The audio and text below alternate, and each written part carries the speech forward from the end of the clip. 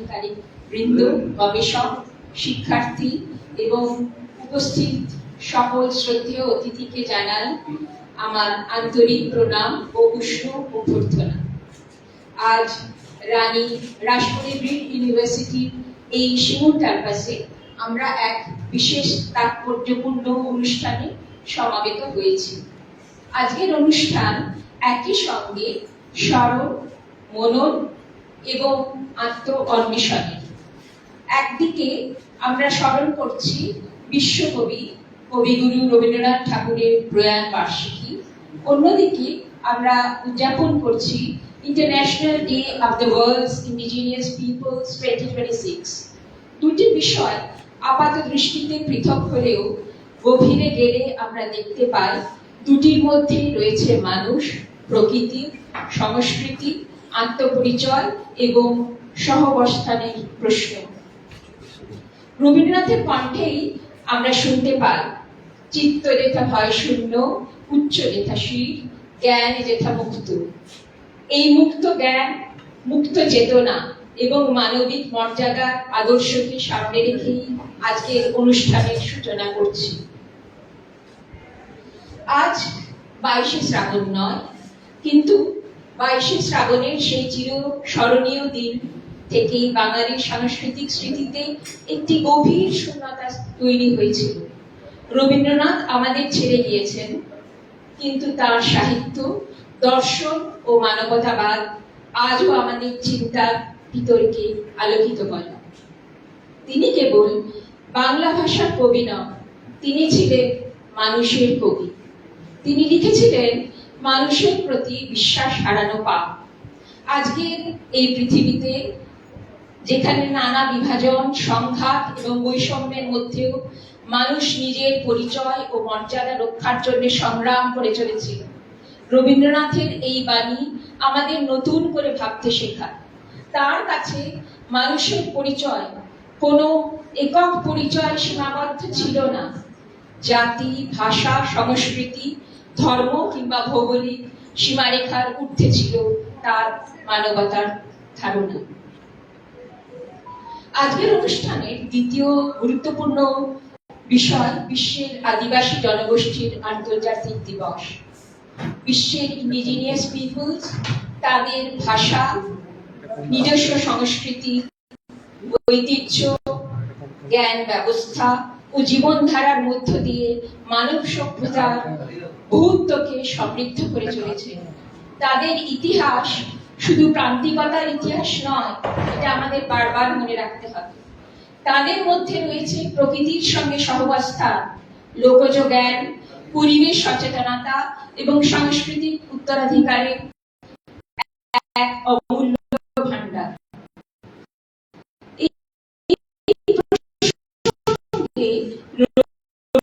রবীন্দ্রনাথের প্রকৃতি ভাবনার কথা মনে পড়ে। কখনো করে দেখেননি, তার কাছে প্রকৃতি ছিল মানুষের অস্তিত্বেরই অবিচ্ছেদ্য অংশ। তাই আজকের এই অনুষ্ঠান যেন আমাদের মনে করিয়ে দেয়, প্রকৃতিকে রক্ষা করা মানে শুধু পরিবেশকে রক্ষা করা নয়, প্রকৃতির সঙ্গে নিবিড়ভাবে যুক্ত মানুষের সংস্কৃতি, জীবন ও অস্তিত্বকে রক্ষা করা। আমাদের মাননীয় উপাচার্য একটু বিশেষ কাজে ব্যস্ত থাকার জন্য উনি জানিয়েছেন যে উনি অনুষ্ঠানের মধ্যখানে আমাদের সঙ্গে যোগদান করবেন। এবার আমরা আমাদের মাননীয় অতিথিদের মঞ্চে আহ্বান করছি। আমাদের প্রথম বিশেষ বক্তা ডক্টর সঙ্গীতা সান্যাল ম্যাম, আপনি মঞ্চে আসুন।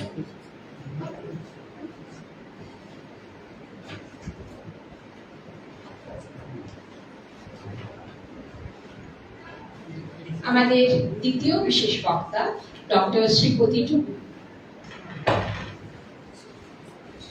স্যার, আপনি এসে মঞ্চে আসন গ্রহণ করবেন। ডক্টর নবগোপাল রায়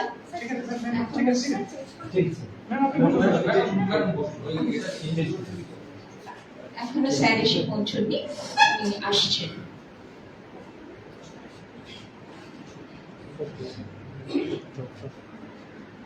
আমাদের রানী রাসমণি গ্রিন ইউনিভার্সিটিতে যে কোনো অনুষ্ঠান শুরু হয় রানী রাসমণির প্রতিকৃতিতে পুষ্পদান, এবং আজকে আমরা রবীন্দ্রনাথের প্রতিকৃতিতেও পুষ্পার্ঘ নিবেদন করে, এবং সামনে দেখতে পাচ্ছেন আপনারা একটি চারা গাছ রয়েছে, তাতে বাড়ি সিঞ্চন করে আমরা আমাদের অনুষ্ঠানের মূল পর্বে যাব।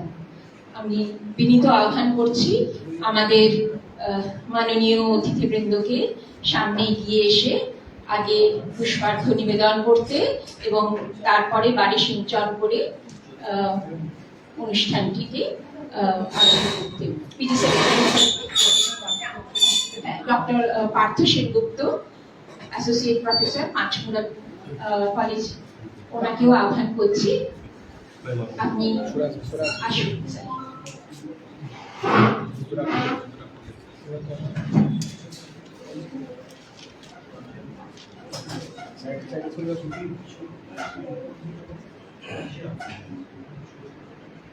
স্যার আপনি সামনে আসুন।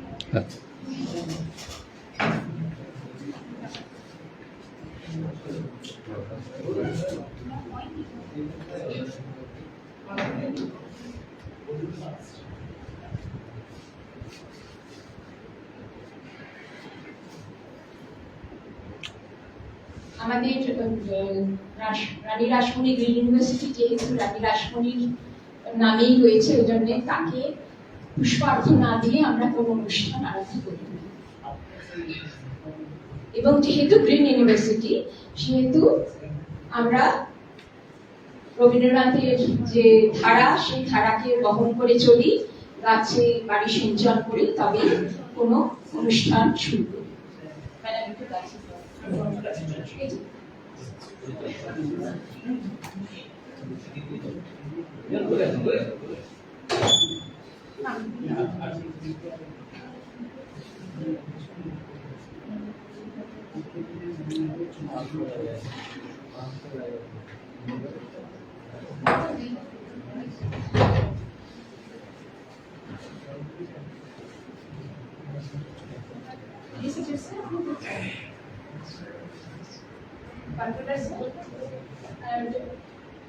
স্যার আপনি নিজে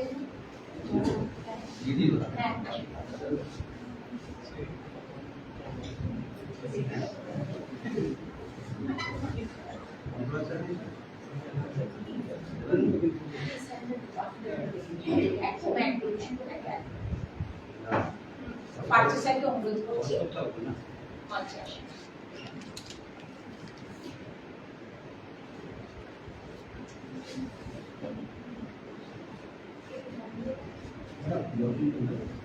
অধ্যাপক অধ্যাপিকাদেরও অনুরোধ করছি পুষ্পার্ঘ নিবেদন। ইউনিভার্সিটির আধিকারিক বৃন্দ তারাও যদি আসেন।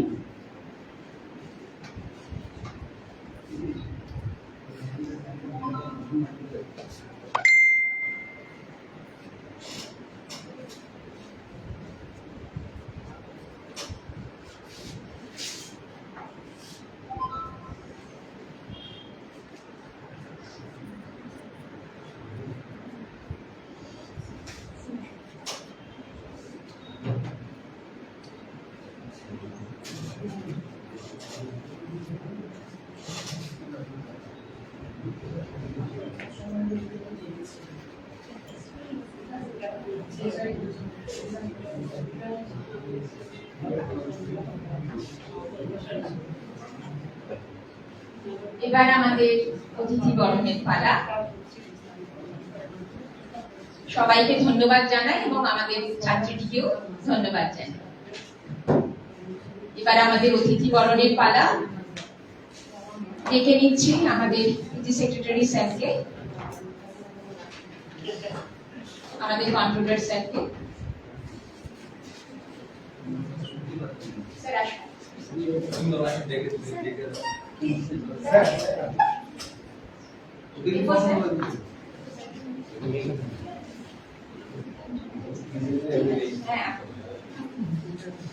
আপনারা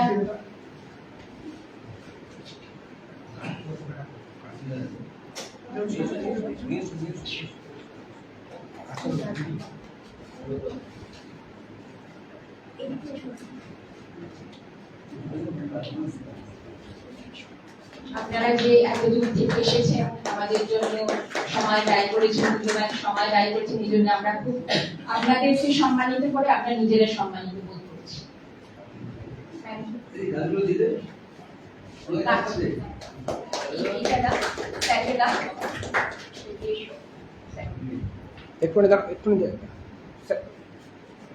আমরা এখানে ফুলের বুকে, যেটা সব জায়গায় দেওয়া হয়, দিই না, কারণ এটাই আমাদের ইউনিভার্সিটির ঐতিহ্য। একটি গাছ, একটি প্রাণ।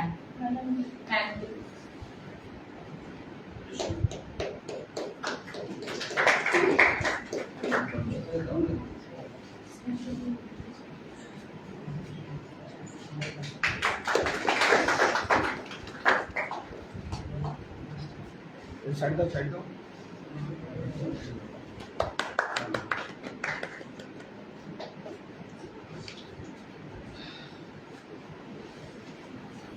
অতিথি বরণের পালা শেষ।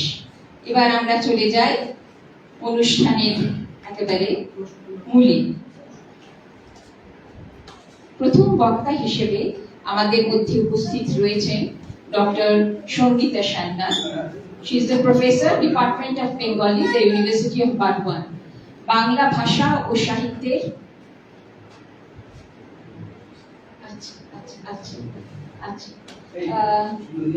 এই অনুষ্ঠানে যাওয়ার আগে আজকে আমাদের মধ্যে ডক্টর পার্থ সেনগুপ্ত রয়েছেন। উনি বন্দে মাতরমটি আমাদের সামনে সঙ্গীত দিয়ে পরিবেশন করবেন।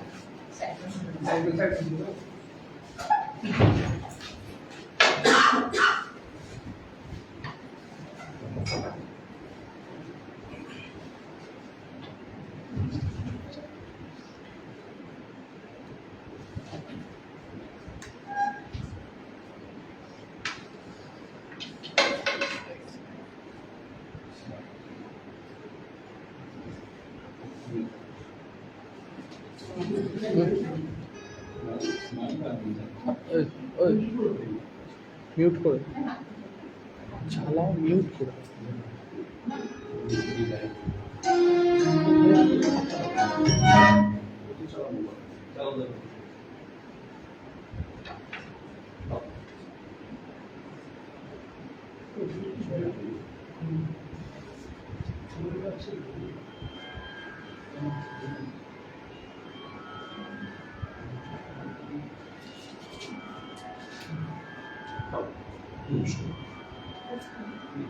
वन्दे मातरम्, वन्दे मातरम्,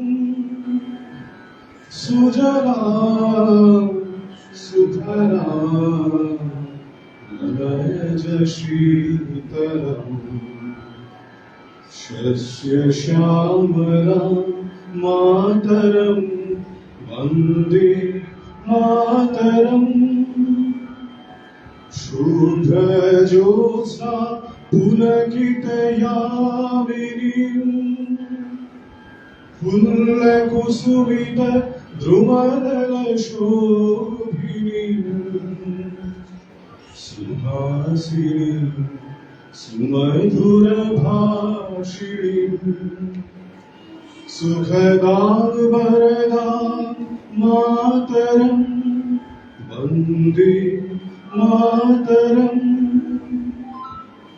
कोटि कोटि कंठ कल कर निनाद कराले, कोटि कोटि भुज धृत खर कर बारे, ओरा केनु मा एतो बोले, बहुबर धारिणी नमामि तारिणी, ऋतुदल वारिणी मातरम्, वन्दे मातरम्।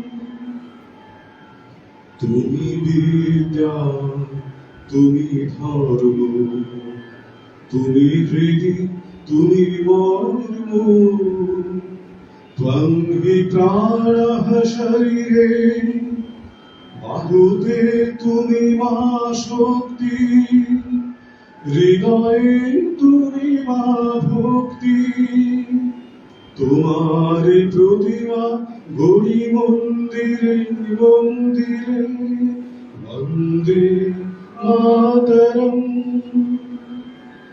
त्वं हि दुर्गा दशप्रहरणधारिणी, कमला कमलदल विहारिणी, वाणी विद्या दायिनी। नमामि त्वं, नमामि कमलाम् अमलाम् अतुलाम्, सुजलाम् सुफलाम् मातरम्, वन्दे मातरम्। श्यामलां सरलां सुस्मितां भूषितां, धरणीं भरणीं मातरम्, वन्दे मातरम्, वन्दे मातरम्।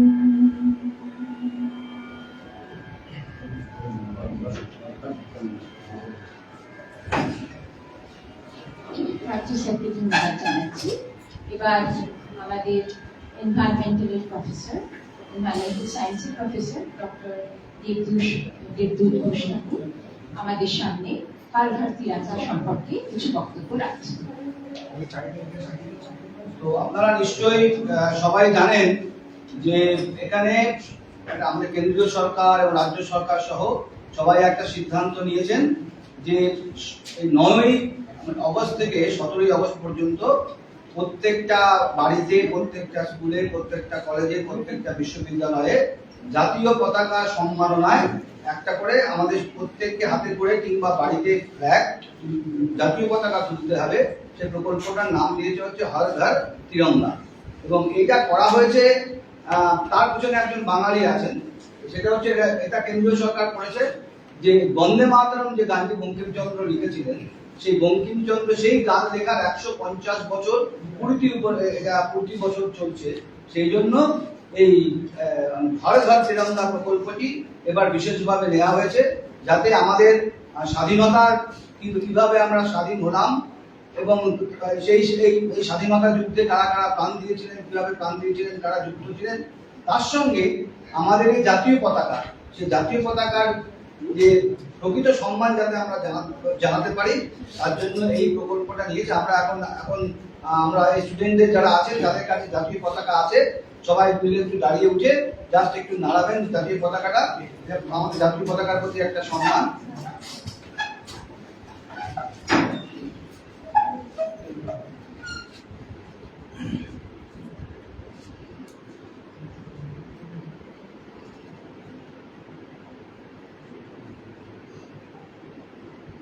সবাইকে ধন্যবাদ। ম্যাডামকে বলছি আসল যে উদ্দেশ্যে আমরা এখানে জড়ো হয়েছি সেটা যেন উনি শুনতে পারেন। দেবদূত স্যারকে অনেক ধন্যবাদ জানাই তার মূল্যবান বক্তব্যের জন্য। এবার আমরা অনুষ্ঠানের মূল পর্বে প্রবেশ করছি।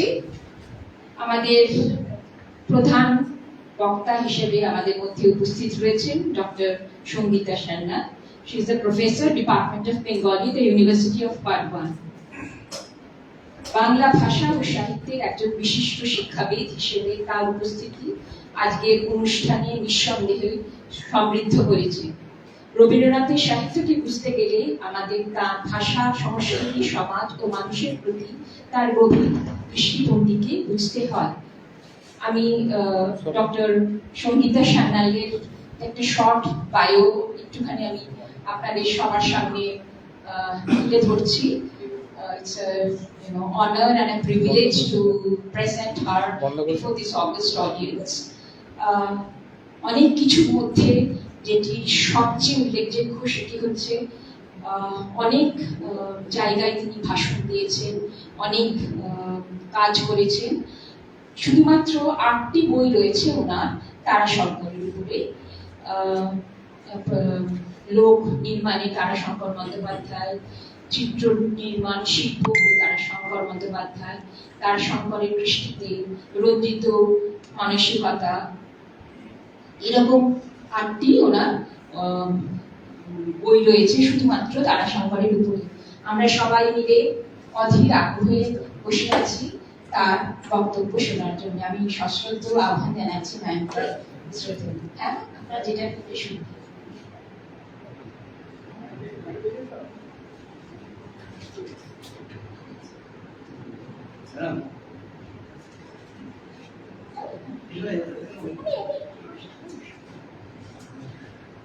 শুভ দুপুর। আমার কথা নিশ্চয়ই পৌঁছচ্ছে, আমার মাইকের খুব একটা প্রয়োজন হয় না, অমাইক বটে। তো যখন একটা দড়ি দেওয়া হয়েছে এটা দিয়ে করছি। আমার সামনে উপস্থিত সকল সচিববৃন্দ, এখানে গবেষক, ছাত্র, মাস্টারমশাই রয়েছেন, মঞ্চে উপবিষ্ট রয়েছেন সুধীজনেরা, আমি সকলের কাছে আমার শুভেচ্ছা, ভালোবাসা সবটাই নিবেদন করছি, শ্রদ্ধা সবটাই নিবেদন করছি। এখনো পর্যন্ত বোঝাচ্ছ মহাশয় এসে পৌঁছতে পারেননি, উনি আমাকে বলেছেন একটু দেরি হবে, তবে অনুষ্ঠান শুরু করে তার মাঝে উনি চলে আসবেন। তো আমাকে প্রথমে উনি যোগাযোগ করেছিলেন আমার সাথে এবং এখানে আসার জন্য উনি আহ্বান আমাকে দিয়েছেন, ফলে আমি তার প্রতি কৃতজ্ঞ। আজকে যে মূল বিষয়, সেই মূল বিষয়ে খুব সুন্দরভাবে একটা জায়গায় আমরা, ম্যাডাম বলছিলেন সেটা শুনছিলাম, একটা জায়গায় আমরা বেঁধে নিতে পারি। একদিকে হচ্ছে রবীন্দ্রনাথ, আর একদিকে দাঁড়িয়ে আছে আদিবাসীদের বিশ্ব উপমহাদেশ। এই দুয়ের সাথে কোথাও যেন একটা মেলবন্ধন করা যেতে পারে বলে আমরা সকলেই বিশ্বাস করি। কারণ রবীন্দ্রনাথের রাবীন্দ্রিক চিন্তা, তার দর্শন, তার ভাবনা সমস্তটা নিয়েই বিশ্ব প্রকৃতি এবং সমস্তটার মধ্যেই তার উপস্থিতি। আর আমরা যদি একটু তাকাই তাহলে দেখবো আদিবাসীদের মূল যে বিষয়, সেই বিষয় কিন্তু এবং সেই প্রকৃতির আরাধনা, প্রকৃতির মাঝে লীন হয়ে যাওয়া, এই সমস্তটা নিয়েই তাদের সরকার। তো আজকে আমি যে বিষয়টি ভেবে এসেছি, সেই বিষয়টি অনেক গভীর, অনেক ব্যাপক। এত অল্প সময়ের মধ্যে তাকে হয়তো কতটা ধরতে পারবো আমি জানি না। তবুও কিছু কিছু সময় আমি আমার বন্ধুবার পার্থকে অনুরোধ করেছি, তার নিশ্চয়ই আপনারা পরিচয় পেয়ে গেলেন রাষ্ট্রপতিদের মধ্যে দিয়ে, অসাধারণ দরদের মঞ্চ। এবং কিছু কিছু জায়গায় রবীন্দ্রনাথ থাকলে গানটা কিন্তু আবশ্যক। ওই গানের ভিতরে দেওয়া মরমে বসিল ও আকুলি করিল মন গান, এই ব্যাপারটি আমরা সকলেই কিন্তু কম বেশি পরিমাণে বুঝি। আর রবীন্দ্রনাথ তো বেশি বুঝতেন সেই কথাটাই, কারণ তিনি না হলে চিত্রনাট্যগুলো সেইভাবে তৈরি করেছেন কেন যে চিত্র আমাদের সামনে তিনি গানের মধ্যে দিয়ে তুলে ধরেছেন। এবং এক একটা জায়গায় আপনারা যদি একটু গভীরভাবে পাঠ করেন তাহলে দেখবেন সেটা খুব ভিজুয়ালাইজ হয়ে যায়। তার কারণ এরা কিন্তু একদম আন্তঃসম্পর্ক, একটি আরেকটিকে হাত ধরে ধরে চলাফেরা করে। ফলে আমার কণ্ঠে তো সেই সুর নেই, আমি একেবারেই কিন্তু অসুখ। কানা ছেলের নাম পদ্মলোচন, আমার নাম সঙ্গীতা, কিন্তু অসুখ। ফলে যার কণ্ঠে সুর আছে তাকে আমি অন্তর থেকে শ্রদ্ধা শুনেছি। এখানে আমি আমাদের রবীন্দ্রনাথ ঠাকুরকে জানাই অন্তরের শ্রদ্ধাঞ্জলি এবং অবশ্যই রানী রাসমণি সেই ময়ূষী নারী, সেই তেজিয়াল নারী যিনি সাহস রাখতে পারতেন। ফলে আমার খুব পছন্দের চরিত্র রানী রাসমণি, তাকেও আমার অন্তরের শ্রদ্ধাঞ্জলি জানাচ্ছি। আজকে আমার বিষয়টার নাম রেখেছি প্রান্তজনের কথক ঠাকুর অভিযান। তো ওই মেলাবেন, তিনি মেলাবেন নয়, কষ্ট করে মেলাতে হয়নি, আপনাদেরকে এসে ধরা দিয়েছে কিভাবে আদিবাসীদের ভাবনা তাদের সঙ্গে রাবীন্দ্রিক চিন্তা চেতনা যেন একাত্ম হয়ে যায়। এবং আমরা সদ্য বেরিয়ে এসেছি রবীন্দ্র তিরোধান দিবস, যদিও এখানে আমার আপত্তি আছে, আমি এখনো বিশ্বাস করি না রবীন্দ্রনাথ নেই, রবীন্দ্রনাথ মারা গিয়েছেন, রবীন্দ্রনাথ চলে গিয়েছেন। এটি একটি আমাদের একটি দিন নির্ধারণ করা হয়েছে বটে, তার নশ্বর দেহ চলে গিয়েছে, কিন্তু কবির কখনো মৃত্যু হয় না, আমি এই তত্ত্বে বিশ্বাস করি। ফলে তিনি কিন্তু প্রতিনিয়ত প্রতি মুহূর্তে নানান রকম ভাবে, নানান ভাবে, কোনো সময় শিশুদের সঙ্গে, কোনো সময় তরুণদের সঙ্গে, পাঠককে সকল সময় তিনি আমাদের নিত্য সঙ্গী, তাকে ছাড়া বাঁচা যায় না। তো স্বভাবতই রবীন্দ্রনাথের মৃত্যু হয়নি, হতে পারে না, কোনো কবির মৃত্যু হয় না, সব কবির হয়ে থাকে তাদের মৃত্যু হয়। তো এখানে আমরা সদ্য পেরিয়ে এসেছি বিশ্ব আদিবাসী দিবস, ফলে এই দুটিকে একই সঙ্গে একীভূত করে সেই জায়গায় আমরা উপস্থিত হব। এবং আপনারা জানেন যে রাষ্ট্রপুঞ্জ গ্রহণ করেছে 1952 এবং 1952 এবং 1954 একদম প্রথা মেনে সেটি হতে শুরু করে। তো রবীন্দ্রনাথের সঙ্গে এই আদিবাসীদের আমি যেহেতু বারবার যেটা ছাত্রদেরও বলি, গবেষকদেরও বলি, বলতে গেলে বিশেষভাবে খেয়ে দাঁড়িয়ে ফেলি, একটার সঙ্গে একটা কিভাবে বিশাল একটা হয়ে যায় ব্যাপারটা, এবং সেখানে সম্পর্কগুলো ঘটে ঘটে, যেখানে সময় খুব নির্ধারিত, অল্প সময়ের মধ্যে করতে হবে। তার ফলে আমি আমার জায়গা একটা লিপিবদ্ধ করে নিয়ে আসি, আমি বলতে বলতে বোঝাতে বোঝাতে চলতে থাকি, এবং তার সাথে সাথে পাঠ্য যেখানে গান গাইতে হবে সেই সঙ্গীত উপস্থাপন করি। রবীন্দ্রনাথের সঙ্গে আদিবাসীদের সম্পর্ক কিন্তু ওতপ্রোতভাবে জড়িত।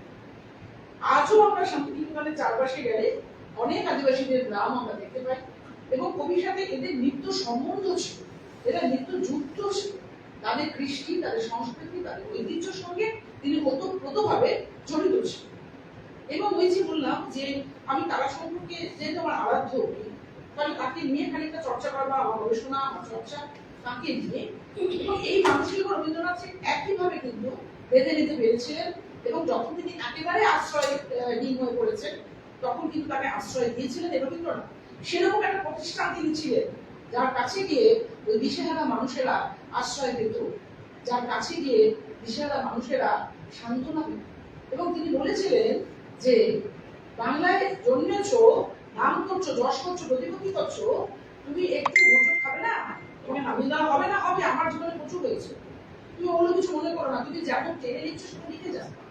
উনি ওনার মতন করে বলেছেন, পড়ে দেবেন, আমার সাহিত্য জীবন পড়ে দেবেন, সেটাকে দেখতে পাবেন তিনি কিভাবে এই সমস্ত মানুষগুলোকে আপনার করে দিতেন। আর তারা শব্দ বন্দ্যোপাধ্যায় আদিবাসীদের নিয়ে ভেবে চলেছেন, হয়তো তার জাতীয় জীবনের প্রতিটি মুহূর্ত তারা ছিলেন না, কিন্তু আদিবাসী ছাড়া তারাশঙ্কর বন্দ্যোপাধ্যায়কে ভাবা যায় না। ফলে সর্ব জায়গায় সর্বক্ষেত্রে এদের অবস্থান কিন্তু রয়েছে, শুধু একটা নির্দিষ্ট দিবসে তাকে মনে করবো বা স্মরণ করবো এমনটা কিন্তু না। এই যে আদিবাসীদের যে ব্যাপারটা তিনি বারবার লক্ষ্য করতেন, এবং স্বদেশ সমাজ বন্ধু করবার চেষ্টা করেছেন, বলতে চেয়েছেন যে তারা যেন তাদের নিজস্বতা হারিয়ে না ফেলেন। স্যার বসে রয়েছেন, স্যার নিশ্চয়ই এগুলো বলবার চেষ্টা করবেন বা সেটা আরো ভবিষ্যতে এগিয়ে নিয়ে যাবেন, কারণ তাদের একটা নিজস্ব, তারা আদিবাসী মাথায় রাখা দরকার, এবং তাদের একটা নিজস্ব ধর্ম রয়েছে, তাদের একটা সংস্কৃতি রয়েছে, তাদের একটা ঐতিহ্য রয়েছে, তাদের একটা পরম্পরা রয়েছে। সেই জায়গাটা যেন রক্ষা পায়, সেই জায়গাটা যেন কোনোভাবে বিচ্যুত না হয়ে পড়ে সমাজ। বারবার করে তিনি সেটিকে লেখার মতো তো এসেছে, সে অবহিত এসেছে, প্রসঙ্গ এসেছে, কিন্তু তার মূল বিষয়টা কিন্তু এটা ছিল যে তিনি বারবার করে বলছেন যে সেই জায়গাটা যেন আমরা বিচ্যুত না হই, সেই জায়গাটা থেকে আমরা যেন সরে না যাই। এই আদিবাসীরাই মাঘ মাসকে বরণ করে নিচ্ছে, খুব সুন্দর মাঘোৎসব হয়, আপনারা জানেন তাদের মাঘোৎসব। এই মাঘ মাস আদিবাসীদের জীবনে একেবারে নতুন বছরকে তারা সমবেতভাবে আহ্বান জানান, যখন শীতের জাগ্রতা দূরে চলে যাচ্ছে, ওই আমলকি বন যে শিরশিরিয়ে ওঠে, পাতা খসানোর সময় সবটা শেষ, আবার নতুন পাতা আসার সময় আসে, আবার বনাঞ্চল অরণ্যানী অরণ্যমা সে আবার তারা অলঙ্কারে সেজে ওঠে, নানান রকম অলঙ্কারে, নানান রঙে, নানান ছন্দে সজ্জিত হয়ে ওঠে। এই সময় বাহা বলে, বাহা বলে, এই ফুলের বাহা আমি ভারী মিষ্টি, ভীষণ ভালো। তো এই বাহা পরব এই সময়, আর এই পরবে আমি যতটুকু জানি, যতটুকু বুঝেছি, সেখানে তারা সূর্যকে, সূর্য দেবতাকে, সে আদি পুজো, সেখানে তারা শাল পাতার মধ্যে দিয়ে তাদের অর্ঘ্য নিবেদন করে, এবং রাতে চন্দ্রিমা আলোকে আলোকিত মুহূর্তে তারা সমবেত নৃত্য করেন। সেই নৃত্যের কোনো চপলতা, তার ভেতরে রয়েছে একটা দৃঢ়তা, একটা স্থিরতা, একটা নৈবেদ্য, একটা নিবেদনের মানসিকতা। তাহলে নিবেদনটা করছেন কাকে? নিবেদনটা করছেন সেই প্রকৃতি। আর সেই প্রকৃতি কিরকম না, সেই প্রকৃতি নানান রঙে সেজে রয়েছে, নানান রঙে, এবং তারা বলছেন যে এত সুন্দর, যেমন রবীন্দ্রনাথ করেছিলেন উৎসব করেছিলেন আবিরকে বাদ রেখে, ঠিক আছে, কেমিক্যাল জিনিসপত্র নয়। এবং সাঁওতালরা বলছে যে এত প্রকৃতিতে রং ছড়িয়ে রয়েছে, তাও তোরা এত রং বাইরে থেকে মাখিস কেন, দরকার তো পড়ে না। সমস্তটা তো প্রকৃতি থেকে নেওয়া যায়। এবং মনে করে দেখুন, আমরা কিন্তু ফিরে ফিরে আসি সেইখানে। আমরা কিন্তু এখন ফুলের গলা বেদুইতা নিয়ে আমরা আবির তৈরি করার চেষ্টা করছি, পেন্টিং করার চেষ্টা করছি। ফিরে যেতে হবে সেইভাবে। তারা কিন্তু অনেকদিন আগেই এটা বলে গেছে, তারা কিন্তু বলে চলেছে, আমরা হয়তো শুনি না, হয়তো আমরা ভাবের ঘরে চুরি। রবীন্দ্রনাথ যেটা এই শীতের যান্ত্রতা সরিয়ে যে নববানানী যে রূপ, সেই অসাধারণ মুহূর্তে সেখানে বাহা বড় হচ্ছে। রবীন্দ্রনাথ প্রথম কবিতায় বর্ণনা দিয়েছে, যখন রবনা আমি মর্ত কায়ায়, আমার এই শরীরে যদি হয় মন যেকোনা যেকোনা স্বভাব, এসো হে ছায়ায় যেথা এই চৈত্রের শাল। সকল দিকে তাকান, চৈত্রের শাল।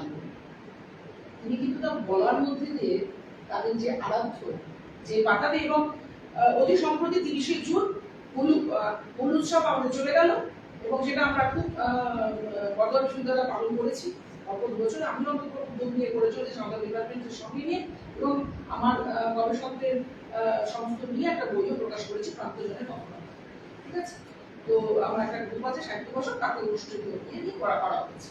তো সেই জন্য বলছি, সেখানে আমি দেখছি শাল গাছ খুব প্রয়োজনীয়, এবং যারা বিশিষ্ট অতিথি এসেছে তাদেরকে আমরা শাল চারা দিয়েছিলাম। এই শাল, এই একটা প্রতীক। উনি কিন্তু বললেন যেটা এই চৈত্রের শাল। আর এই যে বললাম যে বাহা উৎসব, সূর্য দেবতাকে তো তারা অর্পণ করছেন, এবং চাঁদের আলোয় তারা নৃত্য পরিবেশন করছে, যার মধ্যে চপলতা নেই, যার মধ্যে রয়েছে একটা ধ্যানের মানসিকতা, যার মধ্যে রয়েছে প্রকৃতিকে ভীষণভাবে উপলব্ধি করার মানসিকতা। বেশ কিছু বছর আগে, প্রায় 10 বছর তো হবেই, যখন আমার স্মৃতিতে আছে। তো আমি আমার একটা লেখা পড়তে পড়তে এক জায়গায় বলতে গিয়েছিলাম, অসাধারণ উনি লিখেছিলেন। উনি শান্তিনিকেতনেরই হয়তো বাসিন্দা, প্রাক্তনীয় হতে পারেন, অর্চনা লেখাচ্ছি। তো সেই অর্চনা দিদি এত সুন্দর একটা কোলাজ তৈরি করেছিলেন, আমি সেটি না নিয়ে আমি আমার স্মৃতি দুর্বল করে আমি লিখে রেখেছিলাম। জানি না ক্যাশটি সমাগমে লেগে গেছে না। তো আমি একটুখানি পড়বো, বিভিন্ন জায়গা থেকে তুলে তুলে নিয়ে এসে সেই কোলাজটা তৈরি করেছেন, যেটা অসাধারণ। আমি একটুখানি বলবো, সেটা বিভিন্ন জায়গা থেকে তুলে নিয়ে আসে। এই কথাটাই ছিলেন ভুলে, মিলবো আবার সবার সাথে ফাল্গুনের ফুলে ফুলে, আকাশ বিনার সোনা সুরে, ফুলের গোপন পরাণ মাঝে নীরব সুরের বাসে আছে। উৎসব রাজ কোথায় বিলাছে, তারে নিমন্ত্রণে আজি ফিরি বনে বনে, কোনখানে আজ পাই এমন মনের।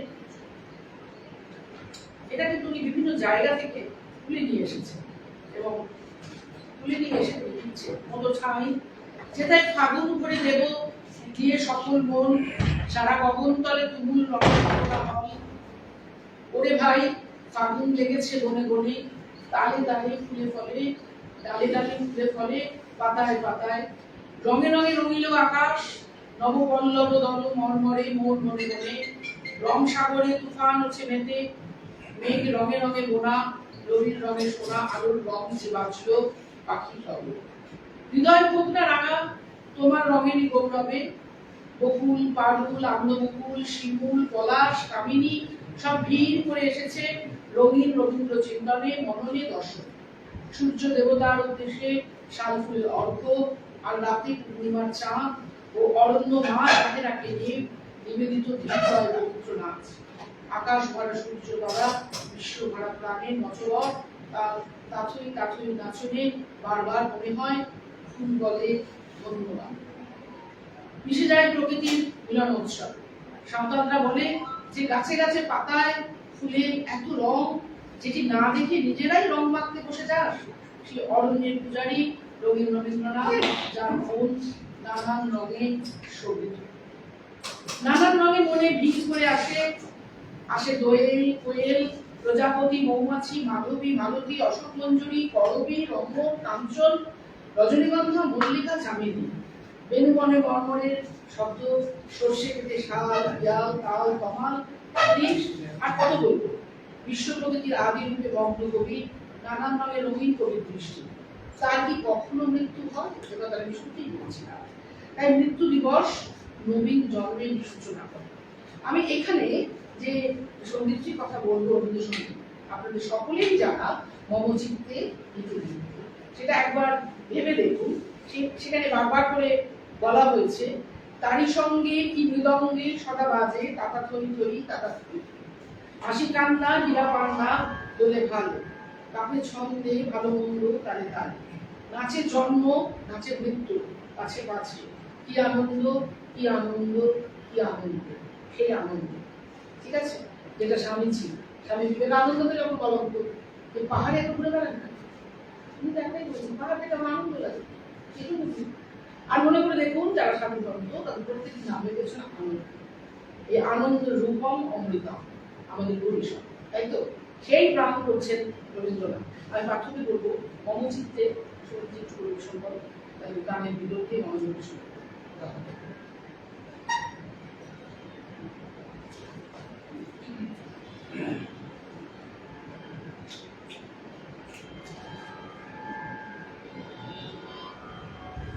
মমচিত্তে নীতি নৃত্যে কে যে নাচে, তাতা থই থই তাতা থই থই তাতা থই থই।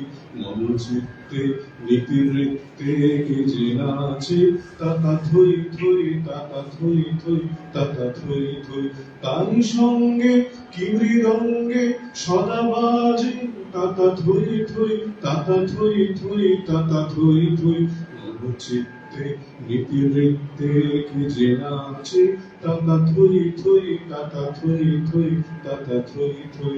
হাসি কান্না হীরা পান্না দোলে ভালে, কাপে ছন্দে ভালো মন্দ তালে তালে। হাসি কান্না হীরা পান্না দোলে ভালে, কাপে ছন্দে ভালো মন্দ তালে তালে।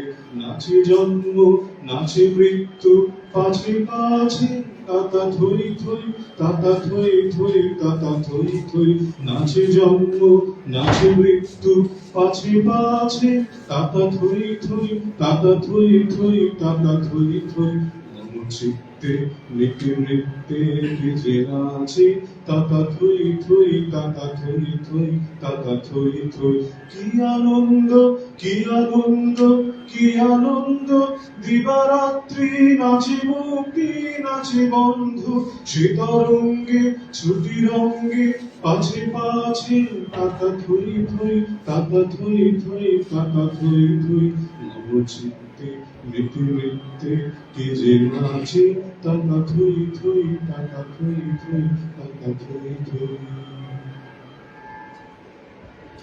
তাহলে স্পষ্ট প্রতীয়মান হয়ে গেল যে একই সঙ্গে জন্ম মৃত্যু, উনি মৃত্যুর কখনোই নিজেও আমল দেননি এবং জন্মেরই আরেক সিংহ দুয়ার। ঠিক আছে, শিশু যখন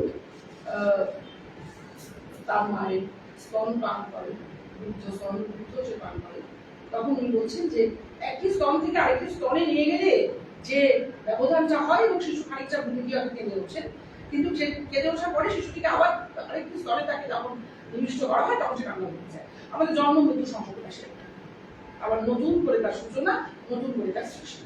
সুরের আবির হাঙ্গ হাওয়ায়, নাচের আবির হাওয়ায় গান, রং লাগালে বনে বনে নানান রঙের রঙিন রাঙামাটি। রাঙামাটি কথাটা আমি আপনাদেরকে বিশেষ করে ইঙ্গিত দেবো, রক্তে আমার তোমার পায়ের রঙে লেগেছে। আর বাহা গান কি শুনলেন? বাহা গান হচ্ছে, স্যার মার্জনা করবেন যদি আমি উচ্চারণে ভুল করে থাকি, কিন্তু আমার আন্তরিকতা বলছে ভীষণভাবে বলা। অকয় কোকো বাহারে না সার্জন দাঁড়িয়ে মাতা কম দাঁড়িয়ে। তো বাহা কিন্তু মানে ব্যাপারটা হচ্ছে এইরকম জায়গায় দাঁড়াচ্ছে যে রং লাগালে বনে গিয়ে ঢেউ জাগালে সমীরণে, আজ কি তাহার বারতা পেল রে, কিশলয় ওরা কার কথা কয় রে মনোময়। অর্থাৎ কোলদার কোল লাগলো যে বন, এবং সেটি হচ্ছে জলস্থলে বনে করে, সেখানে তিনি সবারই পুরী সবারই পুরী দিয়েছে, কেউ বাঁচা। তো আজকে আমরা ভয়ঙ্কর ভাবে কৃত্রিমতায় বিশ্বাসী হয়ে পড়ছি। আমরা কৃত্রিম বুদ্ধিমত্তার দ্বারস্থ হয়েছি, যদিও সে কৃত্রিম বুদ্ধিমত্তা সরবরাহ করছে এই মানব সম্পদ, মানব সম্পদ, কারণ সেটা কৃত্রিম। কিন্তু যেটা বলবার কথা সব ঝুট হয় নয়, সবটাই যে মিথ্যে তা নয়, কিন্তু কোনো কোনো জায়গায় হয়তো আঘাত লাগে। যে আঘাত হয়তো কবিও একসময় লেগেছিল। প্লাস্টিকের ফুল মাথায় দিয়ে বারমুড়া পরে যে সাঁওতালেরা নাচ করেন, তাদের সর্ববদ্ধ নাচ, সেখানে আঘাত লাগে বলে। যে সাঁওতালেরা আজ ভুলে যেতে থাকেন তাদের অঞ্চলকে, ভুলে যেতে থাকেন তাদের নিজস্ব ভাষাকে, তাদের রুটকে, সেখানে খারাপ লাগে বইটি। এবং যারা উচ্চপদস্থ, যারা হয়তো সমাজের বেশ উঁচু জায়গায় বসে রয়েছেন বিভিন্ন জায়গায়, তাদের সঙ্গে আমি নিজে ব্যক্তিগত আলাপ করে দেখেছি, তারা রুটকে ভুলে গেছেন, তারা মূলকে ভুলে গেছেন। তাদের সন্তান সন্ততিরা হাইরাইজ বিল্ডিং এ থাকে, তারা অনেক বেশি স্বচ্ছন্দ ইংলিশে কথা বলতে, অনেক বেশি স্বচ্ছন্দ তারা সেই সমস্ত খাবার খেতে, যেখানে সেই গ্রামে ফিরে গিয়ে তাদের পূর্বপুরুষেরা যেখানে থেকেছেন, তাদের সমস্ত কিছু রয়েছে, সেই পরম্পরা তারা বিশেষ নয়। তারা বড্ড বেশি দিকুদের ভালোবেসে ফেলছে, আসবে সঙ্গে নিয়ে চলবে, কিন্তু নিজেদেরকে ভুলে গিয়ে নয়, নিজেদেরকে জায়গাটাকে ছাড়বেন না, নিজেদের রূপকে ছাড়বেন না। রবীন্দ্রনাথের এটা উচিত ছিল, এটা উনি ভাবতেন। সুতরাং সেদিকে আরেকবার কথা বলবো, তোমার মতো আমারও উত্তরী আবির রঙে দিও রঙিন রূপ। সুতরাং সেই জায়গাটা আমাদের অরিজিনটাকে কিন্তু ভাবতে হবে। বারবার তিনি বলেছেন মানবিক মর্যাদা, সাম্য, তাদের দৃষ্টি, রক্ষণাবেক্ষণ। বারবার তিনি বলেছেন, আপনারা জানেন শ্রীনিকেতন, শান্তিনিকেতন আপনারা সবটাই জানেন, তিনি কতটা সেই ঐতিহ্যকে রক্ষা করবার জন্য প্রয়াস রেখেছি। আমি এরপর যে জায়গাটাকে একটু হাইলাইট করব, সেটি হচ্ছে গিয়ে যে বারবার করে যেটা বলতে চেয়েছিলেন যে মৃত্যু, কারণ অনেকগুলো বিষয় আমার মাথার মধ্যে একসঙ্গে কাজ করেছে। মৃত্যু তো আমি বলেছি, আমি মানি না, ওনার কবির মৃত্যু হয় না, এবং কবি কিন্তু নিজেও সেটা বলেছে, কারণ উনি কিন্তু প্যান্থেসিমে বিশ্বাসী ছিলেন। প্যান্থেসিম মানে একটু ইংরেজি করে বলা হয় সর্বেশ্বর। তিনি কিন্তু বারবার বলতেন যে আমাকে তোমরা হয়তো ভুলে যেতে পারো, আবার তানপুরাটা কারগুলায় হয়তো কাঁটালতা বেয়ে বেয়ে উঠবে, হয়তো দিঘির ঘাটে শ্যাওলা এসে চলবে, আমাকে হয়তো ভুলে যাবে, তারা পালে চেয়েছে আমাকে ডাকবে, কিন্তু সবটাই কি অস্বীকার করতে পারবে? অস্বীকার করতে পারা যায় না। কে বলে গো সেই প্রভাতে নেই আমি, সকল খেলায় করবে খেলা এই আমি, নতুন নামে ডাকবে নড়ে, বাঁধবে নতুন বাহু জোরে, আসবো যাবো চিরদিনের সেই আমি। সুতরাং আমি কিন্তু থাকবো, আমি কিন্তু আসবো, নহন্নতে পূর্ণ জামা যেগুলো আমার কাছে নতুন জামা পরে এসেছি, আমিটা তো আছি, আমি আসবো, আমি সবার ভেতরে ছড়িয়ে রয়েছে। হয়তো এখানে পাশ্চাত্যের অনেকে পিছছেন, তাদের সঙ্গে করেছি, কিন্তু না, ওনাকে যদি খুব ভালোভাবে পড়া হয়, এটা ওনার দর্শন, এটা ওনার চিন্তন, এটা ওনার মনন। এবং আমি পাখিতে বলবো গানটা একবার গাও, এটা যখন বলবেন আমার বাইক ছিল এই গাছটা, সেটা ইয়ে করতে পারা যাবে, একটু শুনুন মন দিয়ে, শুনেছেন বহুবার শুনেছেন, পাখি বলার যখন মোর পায়ের চিহ্ন এই বাটে, আমি বাইব না, আমি বাইব না মোর খেয়া তরি এই ঘাটে গো। যখন ডুবে না মোর পায়ের চিহ্ন এই বাটে, চুকিয়ে দেব বেচা কিনা, মিটিয়ে দেব, মিটিয়ে দেব লীলা বিনা, বন্ধ হবে আনা গোনা এই হাতে। খুন আমায় নাই বা মনে রাখলে, তারার পানি চেয়েছে নাই বা আমায় ডাকলে। যখন পায়ের চিহ্ন এই ঘাটে, যখন জমবে ধুলা তানপুরাটার কার ভরা,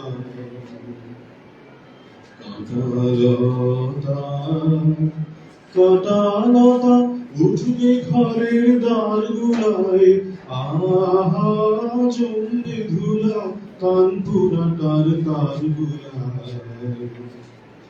ফুলের বাগান ঘন ঘাস পাশে পূর্বে শয্যা বনবাসে শ্যামলা এসে ঘিরবে দিঘির দ্বার গুলামে তখন আমায় নাইবা মনে রাখলে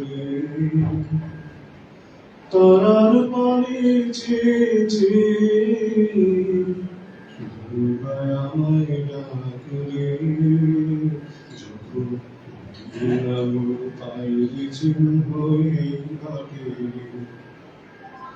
তখন কে বলে গো সেই প্রভাতে নেই আমি সকল খেলায় পূর্বে খেলায় আমি আহা কে বলে গো সেই প্রভাতে নেই আমি নতুন নামে ডাকবে মোরে বাঁধবে নতুন বাহু ডোরে আসবো যাবো চিরদিনে সেই আমি তখন আমায় নাইবা মনে রাখলে তারার পানে চেয়ে নাইবা আমায় রাখলে এই সময় তুমি আছে একটু আছে একটু একটা গল্প মিলে চলে আছে আছে দুঃখ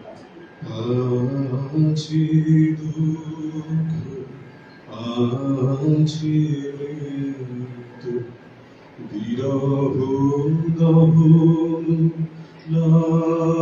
নারী তবু শান্তি তবু আনন্দ তবু অনন্ত জানি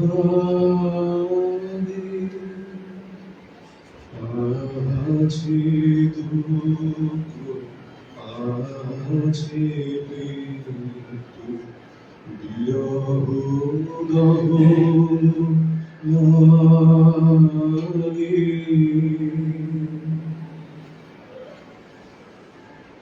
তরঙ্গ নীলাই যায় তরঙ্গ উঠে কুসুম ঝরিয়া পড়ে কুসুম ফুটে নাহি ক্ষয় নাহি শেষ নাহি দৈন্যলেশু সেই পূর্ণতার উপায় স্থান মাগে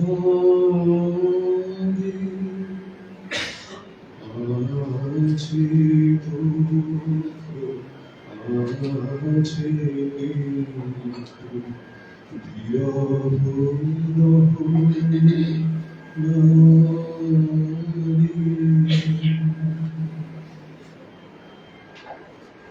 তাহলে আমি যেটা বলতে চাইলাম হয়তো এতক্ষণে খানিকটা গানে গানে বোঝানো গেল তাই না যে কিছু মুহূর্ত যারা বিজ্ঞানের মাস্টারমশাই গেছেন বুঝতেই পারছেন যে আজ ছিল ডালখালি কাল ভুলে যায় বল দেখি তুইখানি বয়সে কেন এত বড় বৈজ্ঞানিক আর কি ছিল তারপরে তো আইনস্টাইন এত ভালোবাসে আর যেখানে স্পিরিচুয়ালিজমটা এক জায়গায় চলে যায় না সেখানে ওই গীতাঞ্জলির মতন জিনিস আমরা পেতে চাই আর পাশ্চাত্যের ইয়েরা বলেন যে আমরা তো এরকম ভাবে ইয়ে শুনছেন যে আমরা তো ভাবতেই পারি যে আধ্যাত্মিকতা এই জায়গায় পৌঁছে দিই না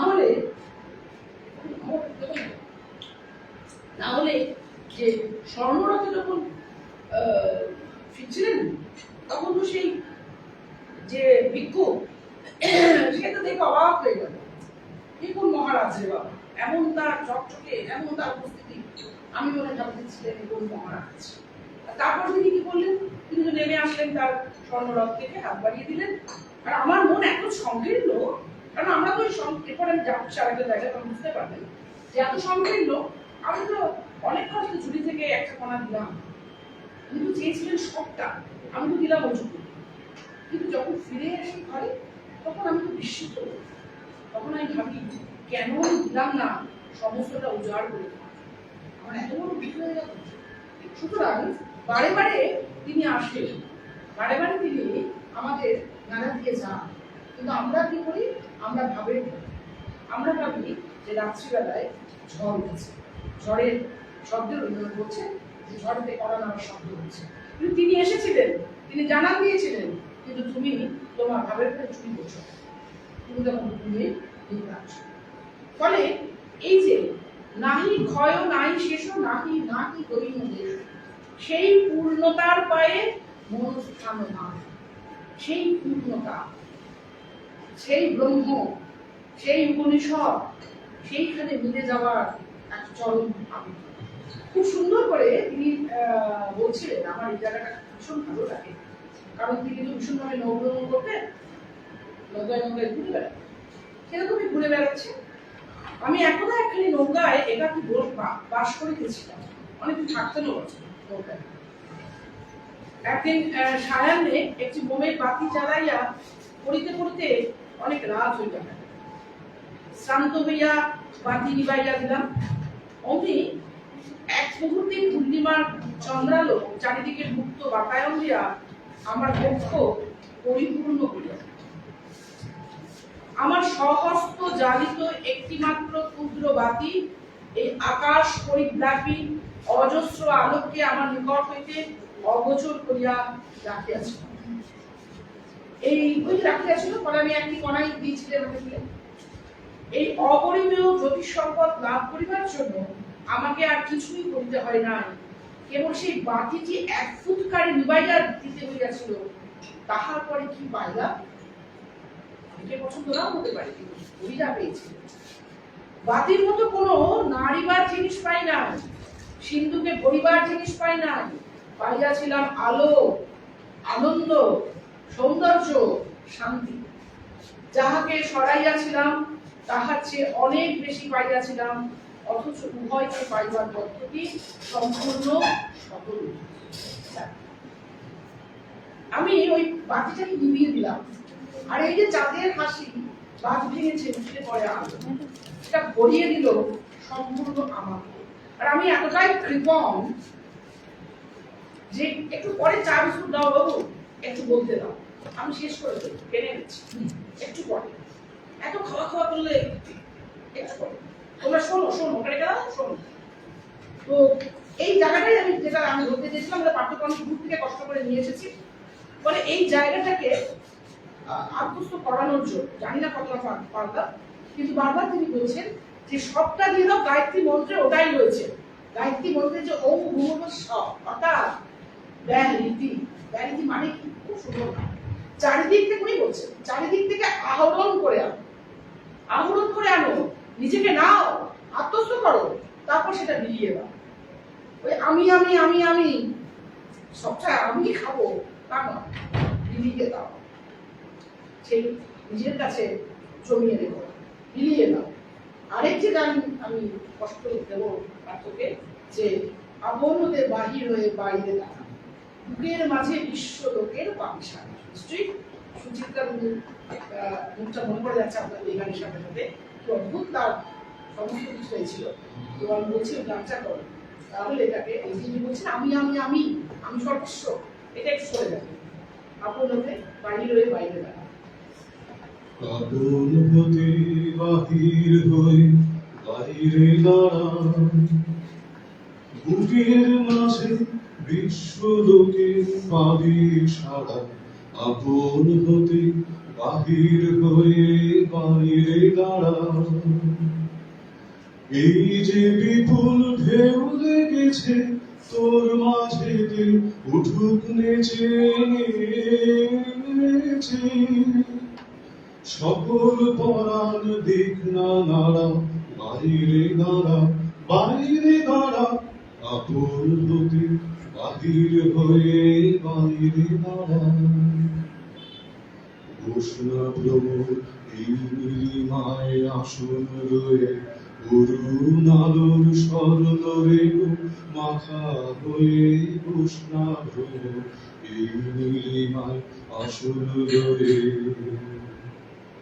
যেখানেতে অগাধ ছুটি মেল সে ধাতুর দানা দুটি দুটি, সবার মাঝে পাবি ছাড়া বাইরে দাঁড়া বাইরে দাঁড়া, আপন হতে বাহির হয়ে বাইরে দাঁড়া, বুকের মাঝে বিশ্ব লোকের পাবি সারা, আপন হতে বাহির হয়ে বাইরে দাঁড়া। তো এবার যেটা বলতে চাইছিলাম আমি, যে সেই পূর্ণতা, সেই অখণ্ডতা, সেইখানে আসো এবং নিজেকে ওই বাতিটা নিভিয়ে দাও, বাতি নিভিয়ে সেই বিশ্ব মায়ের কাছে আসো এবং সবটাই মেরে দাও। মনে পড়ছে সেই মেয়েটিকে, সেই মেয়েটির নাম ছিল প্রকৃতি। সে নামটিও দেখুন কি তাৎপর্যপূর্ণ, প্রকৃতি। সে মেয়েটিকে কে আনন্দ দিয়েছিল? আনন্দই আনন্দ দিয়েছিল। আর সেই মহৎ, সেই অমৃত বাণী সে নিজে পান করেছিল, তার মাকে, অবুঝ মাকে, জেদি মাকে বুঝিয়েছিল, তুমি যা জানো, তুমি যা বোঝো সেটা ভুল, ঠিক না? ওই যে বাইরে দাঁড়া, সেখানে বিশ্বলোকের পাপিসারা, তিনি তুলে ধরলেন সেই জায়গাটা। যে মেয়েটা প্রতিটা মুহূর্তে বাধা পাচ্ছে, সেই চুরি করতে গেলে ওকে ছুঁয়ো না ছি, ওকে জন্মালি নিচ্ছি, নষ্ট হবে যে দই, সে কথা বানানো। সে দই নিতে গেলে তাকে বাধা দিচ্ছে, ওকে ছুঁয়ো না, ওকে অত প্রান্ত, অত প্রান্তিক, ও তো একেবারে মনুষ্য সমাজের বাইরে। ওর ছায়া মারালে মানুষের দিক ভালো যায় না, ওকে আলাদা করে রাখতো, ওকে দিয়ে শুধুমাত্র ওই পরিষেবামূলক কাজ করা। কিন্তু সেই জায়গা থেকে রবীন্দ্রনাথ কোথায় নিয়ে আসলেন? প্রকৃতি সে কিন্তু ছেড়ে দেওয়ার পাচ্ছিল, সে মরিয়া, কারণ সে তার অমৃত বাণী সে পান করেছে, সেই রস উপলব্ধি করেছে, তাকে কানে ঢুকিয়ে দিয়েছে আনন্দ, সেই মহা মন্ত্র, যে মানব আমি সেই মানব তুমি কন্যা, সেই বাড়ি তীর্থ বাড়ি, যাহা তৃপ্ত করে তৃষিতেরে, যাহা তাপিত শ্রান্তের স্নিগ্ধ করে, সেই তো পবিত্র বাড়ি, জল দাও আমার জল দাও। তাতেই তো তার আনন্দ। ওগো কি আনন্দ, কি আনন্দ, কি পরম আনন্দ, একটি বন্ধুস জল আমার জন্ম জন্মান্তরের কালি ধুয়ে দিল, শুধু একটু বন্ধুস জল। এই মেয়েটির তো এত রাত ছিল, ফুল বলে ধন্য আমি মাছিও করে, দেবতা ওগো তোমার সেবা আমার ঘরে, জন্ম নিয়েছি ধুলিতে, দয়া করে দাও ধুলিতে, নাই ধুলি মোর অন্তরে। বারবার বলছে আমার অন্তরে ধুলি নেই, আমি মুক্ত, আমি পবিত্র। আর সেটা ঠিক একবার দিয়ে গেলেন আনন্দ। তিনি সেই মন্ত্র তার মনের মধ্যে বীজ বপন করে দিয়ে গেলেন, যেটা যেখানে তিনি বলছেন যে নিজের, কারণ প্রকৃতি তার মাকে বলছে, সে কথাই বলছে যে শ্রাবণের কালো মেঘকে চন্দান নাম দিলেই কি সে চন্দান? প্রকৃতি কখনোই চন্দালেই নয়, নামে কিভাবে এসেছে? নিজের নিন্দা করো না, মানবের বংশ তোমার, মানবের রক্ত তোমার নারীতে ধ্বনিত হয় সেই মানবতার বাণী, প্রভু এসেছে উদ্ধারতে আমায়, ধুলি হতে তুলে নাও আমায়, তবে পূর্ণ লোকে ক্ষমা করো। আনন্দ বলেন জয় হোক তোমার জয়। সেটা আমি, তাহলে সেই মানবতা বোধ, সেই সকলের মাঝে, সকলের কাছে, সকলের মিলিত হওয়ার প্রয়াস, আপন হতে বাহির হয়ে বাইরে দ্বারা, আদিবাসী বলে প্রান্তিক নয়, আদিবাসী বলে উপেক্ষিত নয়, তবে আদিবাসী সমাজও নিজেদেরকে রক্ষা করুন, নিজেদেরকে মর্যাদা দিন, নিজেদেরকে সম্মান করুন, তাহলে নিশ্চয়ই আপনারাও সম্মান পাবেন। সম্মানটা ছিনিয়ে নিতে হবে, কেউ না দিলে ছিনিয়ে নিতে হবে। জোটবদ্ধ আপনাদের যেন কেউ ব্যবহার করে না, বড্ড ব্যবহার করার সময় এসে গেছে, বড্ড এসে গেছে। খুব সুন্দর, এই জায়গাটা আমার আরো ভালো লেগেছে, এটা বলে বিশেষ করে যেটা বলছেন কবি, একের আনন্দ গম্ভীর আনন্দ যিনি জানিয়েছেন, তিনি কিছু হইতেই ফলপ্রাপ্ত হন। ইহাই যদি সম্ভবপর হয়, তবে ভারতবর্ষে ঋষিদের জন্ম, উপনিষদের শিক্ষা গীতার উপদেশ বহু শতাব্দী হইতে নানা দুঃখ ও অবমাননা সমস্তই সার্থক হইবে। তারপরে বলছেন, ধৈর্যের দ্বারা সার্থক হইবে, ধর্মের দ্বারা সার্থক হইবে, ব্রহ্মের দ্বারা সার্থক হইবে। আরো মারাত্মক কথা বলতে বলছে, দম্ভের দ্বারা নহে, প্রতাপের দ্বারা নহে, স্বার্থ সিদ্ধির দ্বারা নহে। ওম শান্তি শান্তি শান্তি। ভালো থাকুন সকলে, সকলে সমৃদ্ধ হন, সকলে রবীন্দ্রনাথকে বুঝুন, আদিবাসী ভাই বোনেরা একত্রিত হন, নিজেদের ঐতিহ্য, নিজেদের সংস্কৃতি রক্ষা করুন। নমস্কার।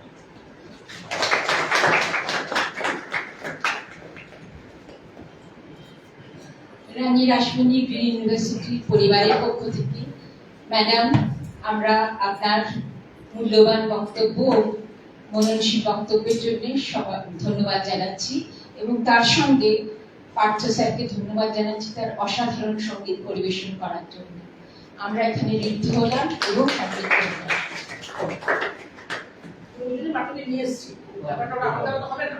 আমি ওই জন্য অমিতাকে বললাম যে স্যার প্লিজ বাকিদের নিয়ে যাবেন, নতুন থেকে এসেছে। থ্যাংক ইউ ম্যাডাম, আপনাকে কি ভাষায় ধন্যবাদ দেবো জানি না। আমি চেয়েছিলাম আরো বাচ্চা থাকবে, তাদেরকে বোঝানোর জন্য বাচ্চাকে দিন আরো চেয়েছিলাম। আসলে সোমবার দিনটা না ম্যাডাম এই এখানে একটু মুশকিল হয় বাচ্চাদের আসতে, এই যেহেতু শ্রাবণী মেলা চলে, ট্রেনেতে বাসেতে বাচ্চাদের আসতে অসুবিধা হয়, তাই জন্য একটু বাচ্চাদেরকেই মোটিভেট করতে হবে। বাচ্চারাই কিন্তু বিভ্রান্তি বাড়াচ্ছে ভয়ঙ্কর ভাবে, তাদেরকে নিয়ে আসতে হবে, তাদেরকে রবীন্দ্রনাথ বোঝাতে হবে।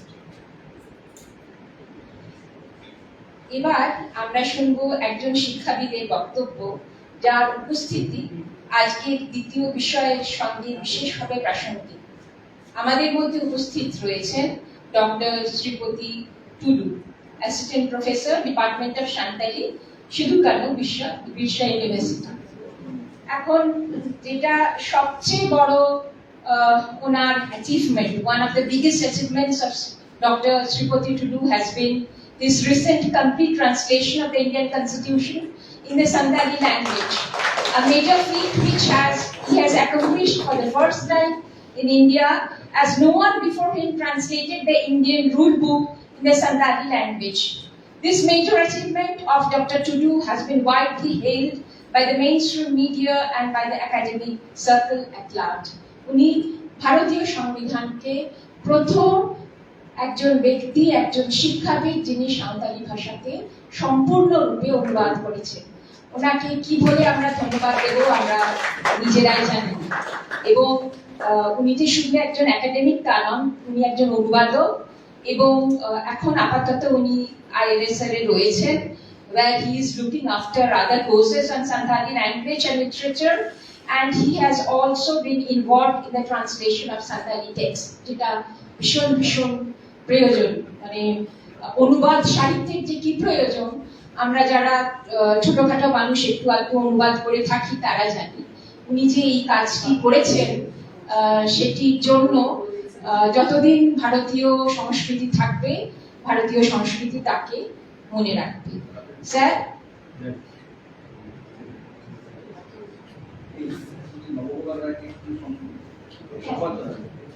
আমাদের মধ্যে এখন রয়েছেন ডক্টর নবগোপাল রায়, উনি রয়েছেন, ওনাকে আমরা এবার বরণ করে নেব।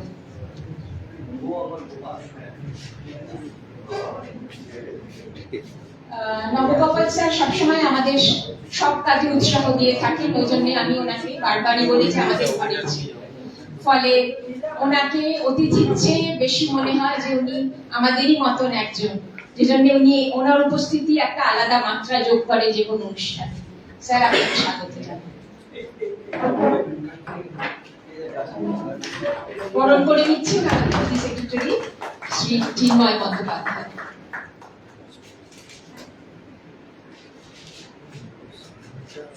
আর আমাদের বিশ্ববিদ্যালয়ের যে ঐতিহ্য সেটি হচ্ছে একটি গাছ আমরা দিয়ে থাকি আমাদের অতিথিবৃন্দকে, যাতে তারা একটি গাছকে বাঁচিয়ে রাখেন এবং রবীন্দ্রনাথের ভাষায় গাছে দেওয়া হচ্ছে। এবার আমি সশ্রদ্ধ আহ্বান জানাচ্ছি ডক্টর টুডুকে তার বক্তব্য রাখার জন্য। স্যার।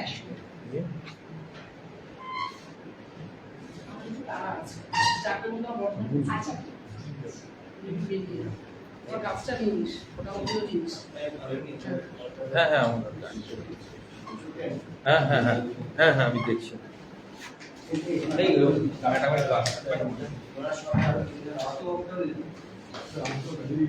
খুব ভালো লাগলো। Thank you very much.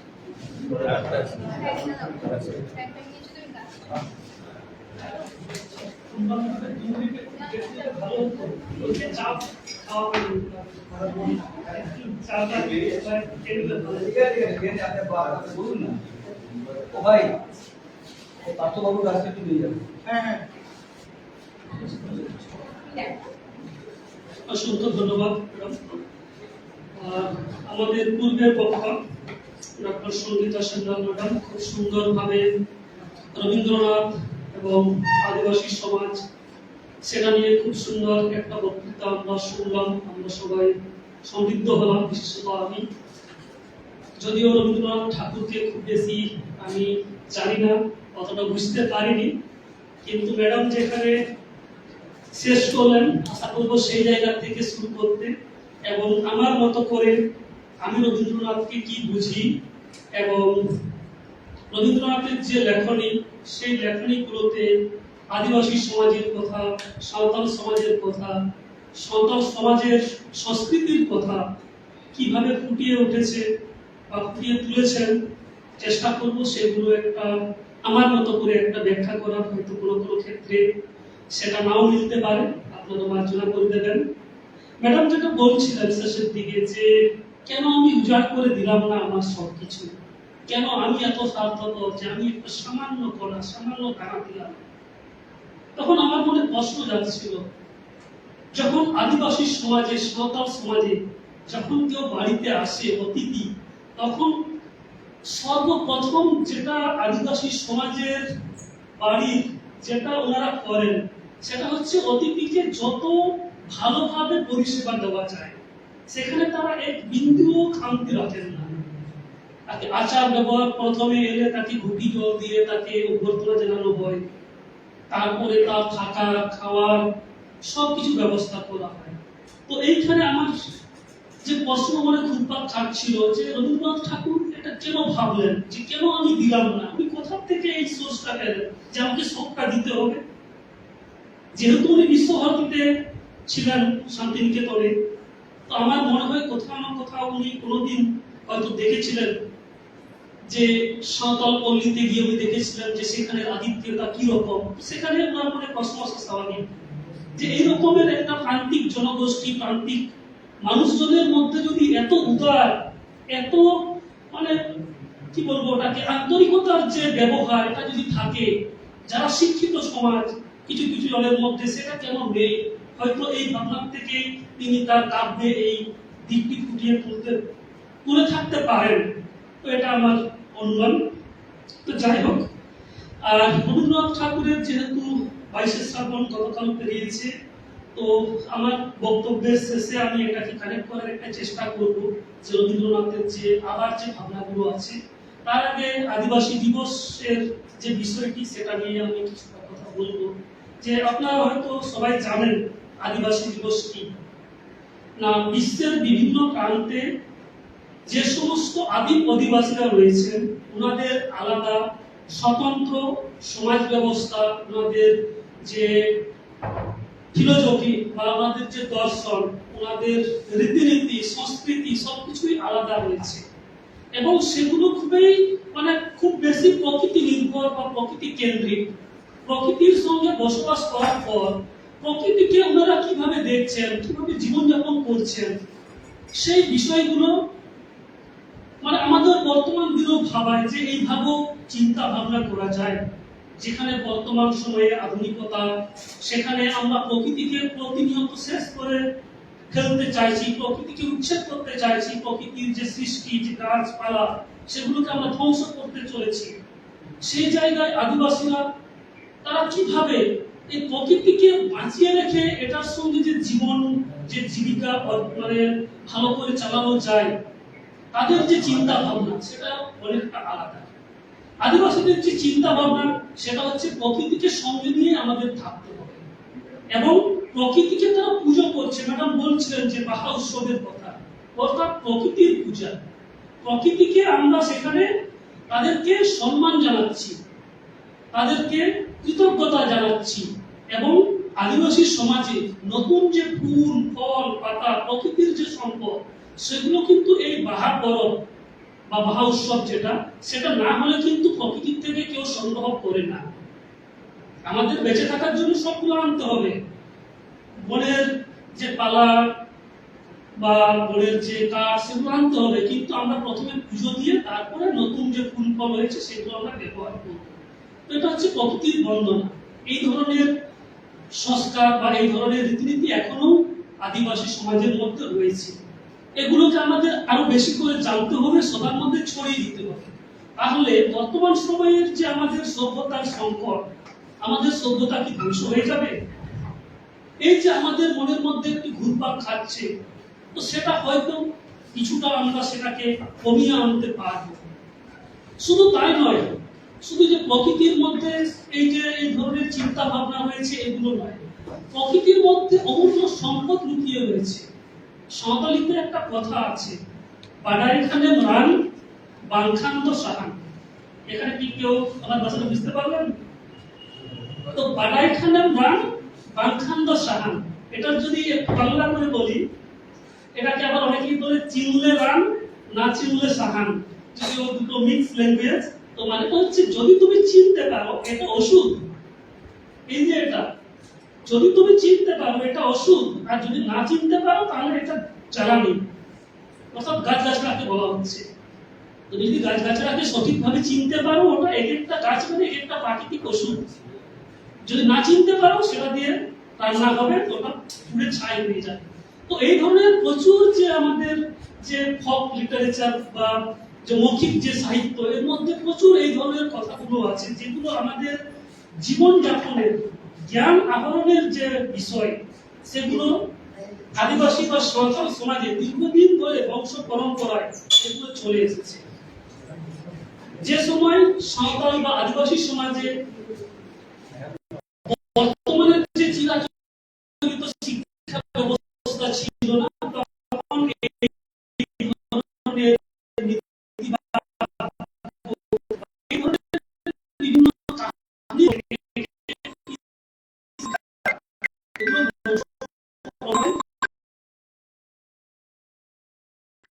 যে আদিবাসী সমাজের এই যে বিভিন্ন ধরনের চিন্তা ভাবনা, বিভিন্ন ধরনের জ্ঞান এগুলো রয়েছে, এগুলো সবাইকে জানাতে হবে। এবং বিশেষত বর্তমানের যে আধুনিকতার যে আগ্রাসন, সেখানে যে আদিবাসী সমাজ তারা নিজেদের এই যে রীতিনীতি, নিজেদের যে এত জ্ঞান, এত পরম্পরা এগুলো ভুলে যাচ্ছে।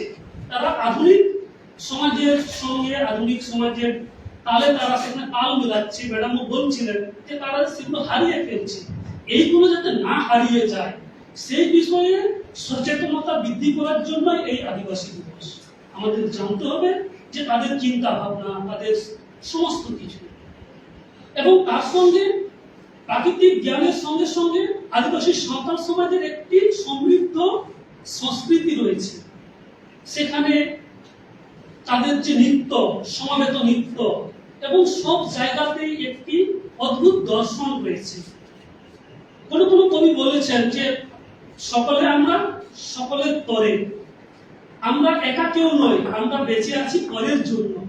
আদিবাসী সমাজের যে দর্শন সেটা এটাই, আমরা কেউ একা নই, আমরা একসঙ্গে সবাইকে নিয়ে চলবো, এটাই আদিবাসী সমাজের দর্শন। সেজন্য আদিবাসী সমাজের যতগুলো রীতিনীতি রয়েছে, উৎসব থেকে শুরু করে সবগুলোই কিন্তু সামাজিক, মানে সবাইকে নিয়ে করতে হবে। আপনি যদি বিয়ে করতে চান, সেখানে একজনে বিয়ে করতে পারবে না, একটা পরিবার, একটা ফ্যামিলি যদি মনে করে যে বিয়ে করবো, পারবে না। সাঁওতাল বা আদিবাসী সমাজ মধ্যে সেখানে পুরো সমাজের একটা যোগদান, তাদের বিভিন্ন রকমের কর্মসূচি সেটাতে থাকবে। সে জন্ম, মৃত্যু, বিবাহ সব কিছুতে। আমি একবার কয়েকজন বিদেশিদের সঙ্গে কথা বলছিলাম এবং বিদেশে কয়েকবার গেছি। তো সেখানে আমাদের যে ট্র্যাডিশনাল নাচ যেটা হয়, একসঙ্গে সবাই হাত ধরে ধরে নাচানাচি করে, তো সেটা আমাদেরকে সেখানে শেখাচ্ছিলাম। তো ওনারা বললেন যে আপনাদের একক নাচ নেই, কারণ বিদেশে বেশিরভাগ যে নাচগুলো হয় সেগুলো সিঙ্গেল। তো একসঙ্গে সবাই মিলে যে আমরা নাচ করতে পারি এই কনসেপ্টটাই বিদেশিদের মধ্যে খুব বেশি নেই, সম্ভবত নেই আমার যে অভিজ্ঞতা। কিন্তু আমাদের যে এখানে যে আমাদের দেশজ যে চিন্তা ভাবনা, সেখানে কিন্তু একক চিন্তা ভাবনা নেই। আদিবাসী সমাজে একক নৃত্য নেই, এখানে সবই সমবেত নৃত্য। একসঙ্গে সবাই মিলে নাচ করব, একসঙ্গে সবাই মিলে আনন্দ করব, একসঙ্গে জীবন অতিবাহিত করব। তো এই যে চিন্তা ভাবনা এগুলো আদিবাসী সমাজের মধ্যে রয়েছে। এবং বর্তমান সময়ের যে বিশেষ সমস্যা বলবো সেটা হচ্ছে যে একাকিত্বের যে সমস্যা। আবার আধুনিক সমাজে আবার যে যারা বয়স্ক মানুষ তাদেরকে কিছু কিছু ক্ষেত্রে পরিবার থেকে আলাদা করে দেওয়া হয়, খুব দুঃখজনক, তাদের জন্য আলাদা আশ্রম গড়ে তোলা হচ্ছে। এই যে একটা বিচ্ছেদ হচ্ছে, এইগুলো কিন্তু আদিবাসী সমাজের মধ্যে নেই, অন্তত এখন পর্যন্ত নেই। আগামীতে কি হবে সেটা বলা মুশকিল, কারণ সময় বদলে যাচ্ছে, চিন্তা ভাবনা বদলাচ্ছে। কিন্তু আদিবাসী দিবস উদযাপনের যে তাৎপর্য তার মধ্যে এটাও রয়েছে যে আদিবাসী সমাজের যে ভাবনা, যারা বয়স্ক পিতামাতা রয়েছেন ওনারা বাড়ির ছেলে মেয়ে, যারা ছোট ছেলে মেয়ে তাদেরকে সামলাবেন, যারা একটু কর্মঠ তারা বাড়ির যে বাইরের যে কাজগুলো করবেন, এইভাবে তাদের সমস্ত কিছু অর্গানাইজ করা। কেউ সেখানে মানে পরিত্যক্ত নয়, কেউ সেখানে অবহেলিত নয়, সবারই সমস্ত রকম একটা ভূমিকা রয়েছে। বিশেষত বৃদ্ধ বা বৃদ্ধাদের তাদের মধ্যে অপুরন্ত জ্ঞান রয়েছে, তাদের মানে ফক লিটারেচার বা মৌখিক সাহিত্যের যে জ্ঞান সেগুলো যাতে বাচ্চাদের মধ্যে সঞ্চারিত করা যায়, তাদের মধ্যে কাহিনীর আকারে যাতে তাদেরকে শোনানো যায়, সেই সিস্টেমগুলো এখনো কিছু কিছু জায়গায় রয়েছে, কিছু কিছু জায়গায় আবার অবলুপ্ত হয়েছে। তো এই বিষয়গুলো, এই যে ভাবনাগুলো, এগুলো যাতে বর্তমান সময়ের আদিবাসী সমাজ তারা নিজেরা সেগুলোকে আবার ভালো মতো সেগুলোকে প্র্যাকটিস করতে পারে, সেই সঙ্গে সঙ্গে আপামর বিশ্ববাসী যাতে এই ধারণা, এই ভাবনাগুলোকে সম্পর্কে ওয়াকিবহ হয় এবং এইভাবে সবাইকে মিলেমিশে আমরা একটি সুন্দর পৃথিবী গড়ে তুলতে পারি, তার ভাবনা নিয়ে এই আদিবাসী সমাজ। এবং বর্তমান পরিপ্রেক্ষিতে যদি একটু সংবিধানের দিক দিয়ে যদি আমি একটু ব্যাখ্যা করি, যে আমাদের বর্তমান সময়ে যে সংবিধান রয়েছে সেখানে বলা হয়েছে যে আমরা সমস্ত ভারতবাসী মিলেই আমাদের একটা বড় সমাজ, সেখানে কেউ প্রান্তিক নয়, আমরা সবাই এক একটা পরিবার, সবাইকে নিয়ে আমাদের এগিয়ে যেতে হবে। সেজন্যই সংবিধানে বিভিন্ন ধরনের প্রভিশন, কিভাবে আমরা আমাদের দেশ চালাতে পারবো এবং আমাদের ব্যক্তিগতভাবে সবার যে কিছু মৌলিক কর্তব্য এবং কিছু দায়িত্ব রয়েছে, সেগুলো কি? সেগুলো হচ্ছে যে আমাদের সবাইকে নিয়ে এগিয়ে যেতে হবে এবং আদিবাসী সমাজ বা এই ধরনের যে সমাজের যে নিজস্ব চিন্তা চেতনা আছে সেগুলোকেও যাতে যথাযথ সম্মান জানাতে পারে তার ব্যবস্থা করতে হবে এবং সরকারও তাদেরকে বিশেষ সুযোগ সুবিধা দিয়ে তারা যাতে পিছনে না পড়ে থাকে, তারাও যাতে এই যে এগিয়ে আসছে যে সমাজ, আমাদের উন্নত সমাজ, সেখানে যাতে তারা অংশগ্রহণ করতে পারে, সেই জন্য সংরক্ষণ ব্যবস্থা কিছু কিছু জায়গায় রয়েছে সরকারি চাকরি বাকরির ক্ষেত্রে। এটা একটা প্রতিনিধিত্বকরণ, যাতে সব জায়গায় সবাই মিলে যাতে আমরা এগিয়ে যেতে পারি। তো এই হলো সংবিধানের ভাবনা। এবং সেখানে রবীন্দ্রনাথ ঠাকুর কি বলছেন, রবীন্দ্রনাথ ঠাকুরের একটি কবিতা যেটি আমি খুব ছোটবেলার সময় আমি শুনেছিলাম, সাঁওতালিতে সেটা অনুবাদ করা হয়েছিল। তো সেটা হচ্ছে রবীন্দ্রনাথ ঠাকুরের গীতাঞ্জলি কাব্যগ্রন্থের একটি কবিতা অপমান। সেই কবিতাটা বাংলাতে কি ছিল? হে মোর দুর্ভাগা দেশ, যাদের করেছ অপমান, অপমান হতে হবে তাদের সবার সমান। যারে তুমি ফেলো, যারে তুমি নিচে ফেলো, সে তোমারে বাঁধিবে যে নিচে। যারে তুমি পশ্চাতে রাখো, সে তোমারে টানিছে পশ্চাতে। অজ্ঞানের অন্ধকারে ঢেকে রাখো যারে, তোমার মঙ্গল ঢাক ঢাকিছে চরক অন্ধকারে। অপমান হতে হবে তাদের সবারই সমান। অর্থাৎ এই যে ভারতবর্ষে বা বিশ্বে এই যে পিছিয়ে, মানে আমাদের বর্তমান চিন্তা ভাবনা অনুযায়ী যারা প্রান্তিক বা যারা পিছিয়ে রয়েছে, কিন্তু যদি আমরা আক্ষরিক অর্থে বিচার করি সেক্ষেত্রে দেখবো কিন্তু তারা পিছিয়ে নেই। তারা কিন্তু চিন্তা ভাবনা, চিন্তা চেতনা, তাদের জ্ঞানের দিক দিয়ে কিন্তু আধুনিক শিক্ষিত সমাজের চেয়েও কিন্তু অনেক বেশি তারা সচেতন যে একটি সমাজ ব্যবস্থা কিভাবে পরিচালিত করতে হয়, কি ধরনের চিন্তা ভাবনা সমাজের মধ্যে থাকা দরকার, সেগুলো রয়েছে। সেজন্যই আদিবাসী সমাজে যেটা বলছিলাম যে সেখানে বৃদ্ধাশ্রমের ধারণা নেই, সেখানে কন্যা ভ্রূণ হত্যার ব্যাপার নেই, সেখানে আদিবাসী সমাজে যদি কন্যা সন্তান জন্মগ্রহণ হয় সেখানে কিন্তু তাকে বেশি সম্মান জানানো হয় সেই পরিবারটিকে, বা সেটা খুব গর্বের বিষয়। যেহেতু সেখানে পণ প্রথা নেই, এখানে পণ প্রথার উল্টো সিস্টেম রয়েছে। এখানে মানে মেয়েকে বিয়ে করে আনতে হবে, তাকে সাম্মানিক তাকে যে বড় করেছে, যে মেয়েটিকে বড় করেছে, তাকে আমি বিয়ে করতে যাব, তো আমাকে তার বাড়ির কয়েকজনকে সাম্মানিক কিছু অর্থ, সেটা আমাদের সিস্টেম অনুযায়ী হচ্ছে 5 টাকা, 3 টাকা, 7 টাকা একটা সাম্মানিক অর্থ দেওয়া হয় তাদেরকে, যে ওকে লালন পালন করার জন্য ওর মা কিংবা ওর মানে বেটির মা কিংবা ওর যে দিদিমা, তাদের জন্য একটি কাপড়, 3টে কাপড় দেওয়ার প্রচলন রয়েছে, তো তাদেরকে সেটা সম্মান অর্থে। তো এই ধরনের যে চিন্তা ভাবনা সেগুলো কিন্তু মানে আদিবাসী সমাজে রয়েছে। তো সেই সমাজকে আমরা মানে পশ্চাতে না রেখে সেটাকে যাতে আধুনিক সমাজের সঙ্গে মিলেমিশে যাতে এগিয়ে যেতে পারি, সেজন্যই রবীন্দ্রনাথ ঠাকুরের এই কবিতা খুবই প্রাসঙ্গিক, যে তুমি যাকে পিছনে ফেলে রাখবে সে কিন্তু তোমাকে পিছন থেকে টেনে রাখবে, তোমাকে এগিয়ে যেতে দেবে না। সেটার যে সাঁওতালি যেটা অনুবাদ, যেটা আমার আজও মনে আছে, ক্লাস 9-এ মনে হয় পড়েছিলাম, সেটা হচ্ছে শোনাচ্ছি, যদিও হয়তো মানেটা বুঝতে পারবেন না, কিন্তু ওটার ভাব বিষয়বস্তু ছিল এটাই, যে যেটা বললাম, যার তুমি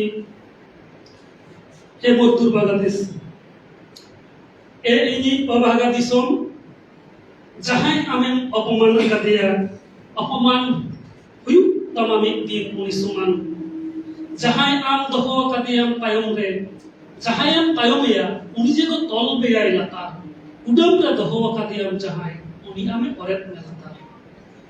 অর্থাৎ যারে তুমি নিচে গেল সে তোমারে বাঁধিবে যে নিচে, পশ্চাতে রেখেছো যারে সে তোমারে টানছে পশ্চাতে। আমাদের সবাইকে নিয়েই এগিয়ে যেতে হবে, তবেই আজকের যে আদিবাসী দিবসের যে ভাবনা সেটা সবার মধ্যে, বা এটার যে সার্থকতা সেটা আসবে। এবং রবীন্দ্রনাথ তথা আমাদের আরো যারা মনীষী, আরো যারা জ্ঞানীগুণী ব্যক্তি যে চিন্তা ভাবনা বা আমাদের সংবিধানের যে লক্ষ্য, আমরা সবাইকে নিয়ে এগিয়ে যাব, সেটা একদিন আমরা সার্থক করে তুলতে পারবো। এবং এভাবেই আমাদের দেশে কেউ প্রান্তিক থাকবে না, আমরা সবাই এক হয়ে আমরা এগিয়ে যাব। এই সংক্ষিপ্ত বক্তব্য রেখে আজকে আমার বক্তব্য শেষ করছি। সবাইকে অসংখ্য ধন্যবাদ।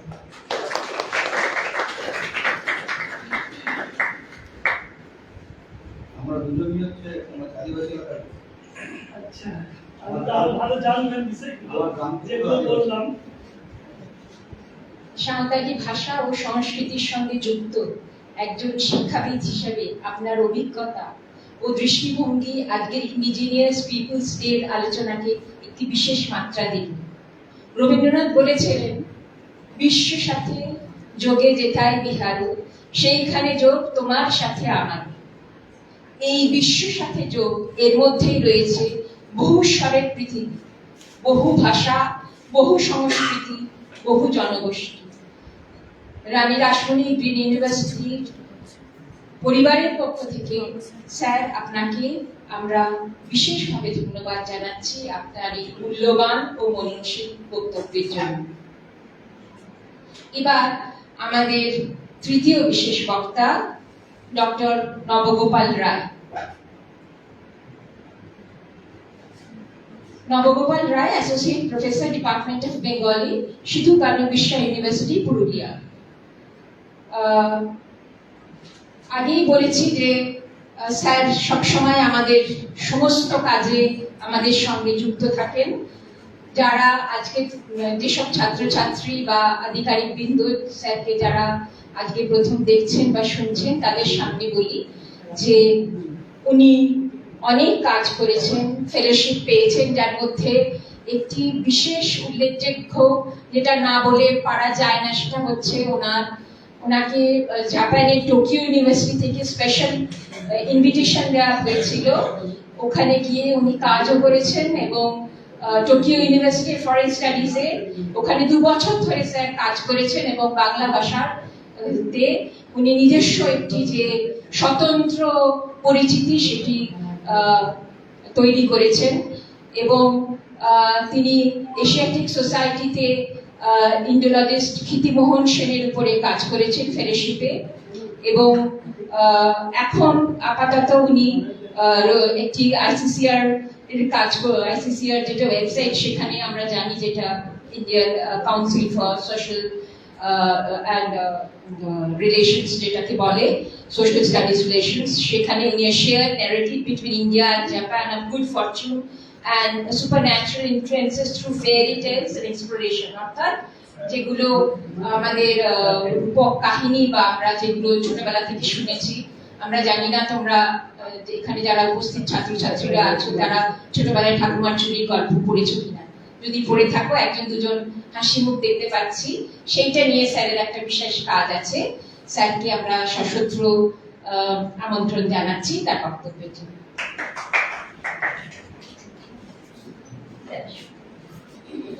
একটু যদি অনেক ধন্যবাদ ম্যাডাম।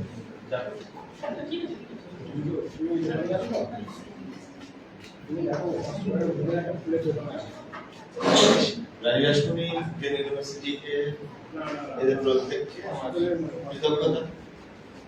মাননীয় উপাচার্য মহাশয় নেই, তারপরে আমার শ্রদ্ধা অনুষ্ঠান যারা আছেন তোমরা আছো, তোমরা তোমার প্রতি তোমাদের প্রতি আমার এই পরিবারের পক্ষ থেকে ভালোবাসা।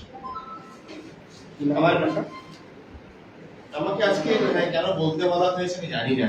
আমি আসলে মধ্যে এগুলো কোনো কিছু যোগ্য ছাত্র, শুধুমাত্র পড়াশোনা করে যাই, চেষ্টা চালাচ্ছি। প্রথমে যিনি বলেছেন অধ্যাপিকা সঙ্গীতা সেননাল, তিনি তো রবীন্দ্রনাথ নিয়ে একটা মহাযোগ্য মতো বলে গেলেন। আমি অতটা কিছু জানি না। আসলে রবীন্দ্রনাথ ঝোল দিয়ে কম্বল সবেতেই লাগানো যায় আর কি। যাই হোক, আমি সে জায়গাটায় আসবো পরে। তার আগে আমি যার কথা না বলি আমার সহকর্মী, খুব বলতে গর্ববোধ করি যে ওর পরিচয় হয়তো আমরা পরিচিত আজকে বিশ্ববিদ্যালয়ে, সেটা হই আরো হই, সেটা আমরা চাই। আমি ব্যক্তিগতভাবে জানি ইদানিং জাস্ট কিছুদিন আগে ইতালি থেকে একটি পুরস্কার নিয়ে গেল। তারপরে বোধহয় বিশ্ববিদ্যালয়ে পাইনি আমরা, ইতালি থেকে ও পুরস্কার নিয়ে এসেছে। সেজন্য অনেক অভিনন্দন তোমাকে। দেখা হয়নি সঙ্গে আর, এবং দুই বিষয় এমনটাই বলেছেন, সেখানে আমি কোথা থেকে কি বলবো আমি জানি না। তবে আমার মনে হয়েছে যারা প্রাজ্ঞজন আছেন তাদের কাছে আমার পাণ্ডিত্য তো দেখানোর দৃষ্টতা মাত্র কিছু নেই। আমার নতুন যারা আছে তাদেরকে একটুখানি পড়াশোনার কথা বলে যায় শুধুমাত্র। এত গান হচ্ছিল, আমার একটু গানের সুর লেগে গেছে। তোমার কথা ব্যথা বলে না কেহ, করে মিছে শুধু কোলাহল। সুধা সাগরের পাড়েতে বসিয়া কান করে শুধু মালাহল, তোমার কথা পিতা কেউ তো শুনে না, তোমার কথা এটা কেউ তো শুনে না, পান করে শুধু, তোমার কথা এটা কেউ শুনে না, পান করে কোলাহল। কথাটা গানটা পূজা পর্যায়ের গান বোধ হয়, যতদূর আমি জানি। আমি ভীষণ রকম তথ্য নিয়ে কথা বলতে পছন্দ করি, সেটুকু বলবো, চেষ্টা করবো। অথচ এই গানটাকে নিশ্চয়ই যেমন করে উনি প্রকৃতির কথা বলছিলেন, প্রকৃতির কথা বলতে গিয়ে যে গানের কথাটা বললেন, সেই গানের কথা আসলে ব্রহ্ম সঙ্গীতে সেই গানটা ব্যবহৃত হয়েছে। রবীন্দ্রনাথ তখন সবেমাত্র এই বাবার সঙ্গে ফিরে আসছেন হিমালয় যাত্রা সেরে। আমি এরকম একটা জায়গাতে এসে আমার বক্তৃতা আমার কথা বলার শেষ করবো। আসলে একটা রবীন্দ্রনাথ কোনো ঠাকুর নয়, রবীন্দ্রনাথ কোনো আলাদা মানুষ নয়। রবীন্দ্রনাথ হচ্ছেন একজন দ্রষ্টা, যিনি জীবনটাকে দেখেছেন এবং যিনি জীবনের প্রতিটা পরতে জীবনটাকে উপলব্ধি করে গেছেন। আমার মাস্টারমশাই আমাকে বলেছিলেন, আমার যখন মা মারা যায় তখন বলেছিলেন, শোন রবীন্দ্রনাথ ভালো করে পড়ে শোক থেকে বেরিয়ে আসার জন্য। আমি বলেছিলাম ব্যাপারটা কেমন ছিল, তখন অনেকটা অপরিণত ছিলাম তো। তারপরে দেখেছি মানুষের, বিশেষত বাঙালির জীবনের জন্ম থেকে মৃত্যু পর্যন্ত যদি কোনো মানুষ অপরিহার্য হয়ে থাকেন, তিনি রবীন্দ্রনাথ। কেন? ওই যে বলেছি, লোকটার জীবনটাকে অদ্ভুত ভাবে দেখেছেন। যে মৃত্যু চেতনা রবীন্দ্রনাথকে এরকম করে অসীমের জায়গায় নিয়ে গেলেন, আমার পূর্ববর্তী বক্তা বলেছেন, নিশ্চয়ই খুব ভালো। আসলে এই অসীমের বোধ কিন্তু রবীন্দ্রনাথের শেষ পর্যায়ে পাওয়া বোধ নয়। এই বোধটা পেতে রবীন্দ্রনাথের মাত্র সময় লেগেছিল 16টি বছর। সেটা কি করে, মানে এই রবীন্দ্রনাথ হলেন কি করে? রবীন্দ্রনাথ আমার মতো, আমাদের মতোই মানুষ, অন্তত আমার থেকে আরো দোষী ছিলেন। আমাকে বাবা মেরেছিল বলে আমি স্কুলে পড়তে গেছিলাম, এবং স্কুলে মার খেয়েছি, ঘরে লুকিয়েছি বলে ঘরে এসে আরো মার খেয়েছিলাম। তা আমার থেকে রবীন্দ্রনাথ নিশ্চয়ই আরো দুষ্টু ছিলেন। রবীন্দ্রনাথ স্কুলে পাঠানোই যায়নি, মাত্র 7 বছর বয়সে 4টি স্কুল পরিবর্তন করতে হয়েছিল, তবু তাকে পড়াশোনা শেখানো গেল না। আমি ভেবেছিলাম বেশ ভালোই আর কি, ছোটবেলায় যখন পড়তাম যে স্বাধীন একটা মানুষ, স্বাধীন একটা ছেলে। আসলে এটাই আমরা শুধু দেখি, রবীন্দ্রনাথের ঘরটাকেও দেখি। রবীন্দ্রনাথ যে বাড়িটায় বড় হয়েছেন, যে বাড়িতে জন্মগ্রহণ করেছেন, সেই বাড়িটাতে যদি আমি খুব ভুল না করে থাকি, সম্ভবত প্রতিদিন প্রতি বেলাতে 137 জনের পাত পড়ত, 137 জনের রান্না হতো, এবং ওই বাড়িতে মেলা হতো যার নাম হিন্দু মেলা। ওই বাড়ি থেকে 4টে পত্রিকা বেরোতো। আরো কিছু কিছু মানুষের নাম বলবো, তারা এই বাড়ির লোক। আসলে বাড়িটার মাথা যিনি ছিলেন, রবীন্দ্রনাথ যখন জন্মাচ্ছেন সেই অবস্থায় যে মাথা ছিলেন, সে বাড়িটায় দেবেন্দ্রনাথ ঠাকুর বলে একজন মানুষ। যে দেবেন্দ্রনাথ ঠাকুর কিন্তু তখন মহর্ষি হয়ে গেছেন, তখন আর শুধুমাত্র বাবা মশাই নন। রবীন্দ্রনাথ চতুর্দশ সন্তান, তারপরে বুধেন্দ্রনাথ ছিলেন, বুধেন্দ্রনাথ 1.5 বছরের মধ্যে প্রায় মারা যাচ্ছেন। সুতরাং রবীন্দ্রনাথকে প্রায় শেষ সন্তানের স্নেহটাকে রবীন্দ্রনাথ বাবা দেবেন্দ্রনাথ দিয়েছিলেন, সেটা পেয়েছিলেন উনি। রবীন্দ্রনাথ পড়াশোনা করছেন না, এবং যে বাড়িটাতে রবীন্দ্রনাথ পড়াশোনা করছেন না, ওই আমরা ওর লেখাতেই পড়েছি, ওই রেলিং গুলোকে মেরে মেরে বেড়াচ্ছেন, সে বাড়িতে কিন্তু সকাল সন্ধ্যে রামায়ণ মহাভারত একাধারে পাঠ করা হতো, আর একধারে শুনতে পাওয়া যেত ইলিয়াড ওডিসি পড়াশোনা চলছে। অর্থাৎ এই জায়গা থেকে কিন্তু রবীন্দ্রনাথ উঠে আসছেন। যে বিদ্যাসুন্দর পালা 19 শতকে কলকাতায় নিষিদ্ধ ছিল, সে বিদ্যাসুন্দর নাটক ঠাকুরবাড়িতে অভিনীত হচ্ছে অনেক রাত থেকে। এবং খুব উল্লেখযোগ্য, আজকে আমার বলতে খুব মজা লাগছে, সেই বিদ্যাসুন্দর নাটকটি করতে যাচ্ছে সিংহের কোন দল, যাদের স্ক্রিপ্ট পাওয়া যাচ্ছে ঠাকুরবাড়িতে। তাহলে সেই বাড়িটা কতটা প্রগতিশীল ছিল। মানে আজকে আমরা যে রবীন্দ্রনাথকে এতটা বিচার করছি, রবীন্দ্রনাথ মানে বিরাট কিছু, অবশ্যই বিরাট কিছু, সেটি কোনো সমস্যা নেই, কিন্তু সেই রবীন্দ্রনাথের বইও ফাটাও ছিল অনেকটাই বড়। ওকে আলাদা করে পড়তে হয়নি, পড়ার দরকার ছিল না। পড়ার দরকার কেন ছিল না? আমরা যখন লেখাগুলোতে আসবো পরপর আমরা বলবো কি করছেন ওকে নিয়ে বাড়ির লোকেরা। ওরা বাড়ির লোকেরা শ্যাম বলে যে ভৃত্য শ্যাম ছিলেন, বাড়ির অনেক পুরনো ভৃত্য, সে পুরনো ভৃত্য তাকে নানা রকম গল্প করে নানা ঘরে নিয়ে যাচ্ছে। 2-3 দিন যাওয়ার পরে বুঝতে পেরেছেন যে ওকে পড়ানোর আসলে নিয়ে যাওয়া হচ্ছে। বলছে না শ্যাম, আমি তোমার কথা শুনতে না।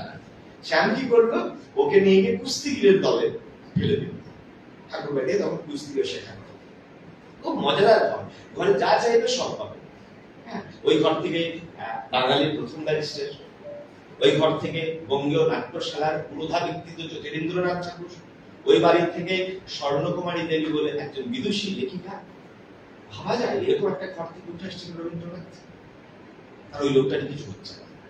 বাড়ির লোকের কাছে কি চিন্তা করে গেছেন যে কি করা যায় ছেলেটাকে নিয়ে।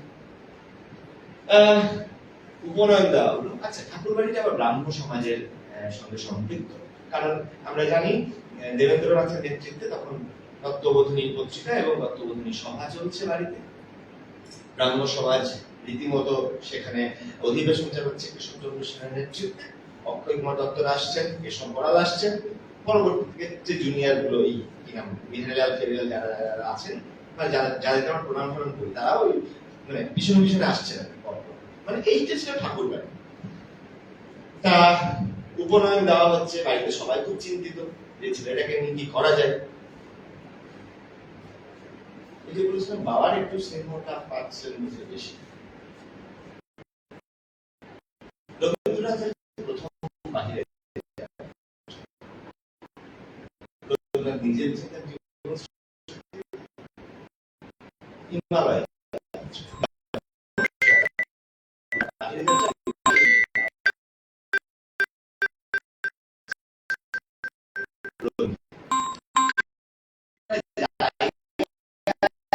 দিয়ে গেছিলেন, কিছুটা অংশ কিনেছিলেন, বাদ বাকি অংশটা রায়পুরের জমিদাররা অনুদান দিয়ে দেন। সেটাকে ভুবনডাঙ্গার মাঠ বলে মোটামুটি ভাবে ওই স্থানীয় লোকজনেরা তখন ছিল, ধুধু মাঠ, কিচ্ছু ছিল না, যার বর্তমান পরিসীমা এখন 347 বর্গ একর। সেই জায়গাটা বর্তমান পরিসীমা প্রচুর ঘিরে নিয়েছে অন্যান্য লোকেরা, যে এলাকাটা এখন শান্তিনিকেতন নামে খ্যাত এবং যেখানে বিশ্বভারতী নামক একটি বিশ্ববিদ্যালয় প্রতিষ্ঠা করলেন অনেক পরে রবীন্দ্রনাথ। তা বাবা দেবেন্দ্রনাথ ঠাকুর সেই জায়গাটা কিনলেন, সেখানে উনি কিছু একটা করবেন ভেবেছে। যাই হোক, সেখানে শান্তিনিকেতন গৃহ বলে একটি বাড়ি করলেন, ওই একটি বাড়ি আর দুটি গাছ লাগিয়েছিলেন, একটি গাছ ছিল আর অতিরিক্ত দুটি গাছ লাগিয়েছিলেন।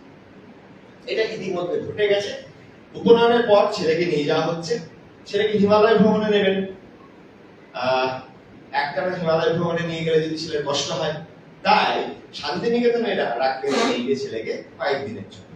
ছোট ছেলে তো, সবে উপনয়ন হয়েছে, একটা নিয়ম থেকে বেরিয়েছে।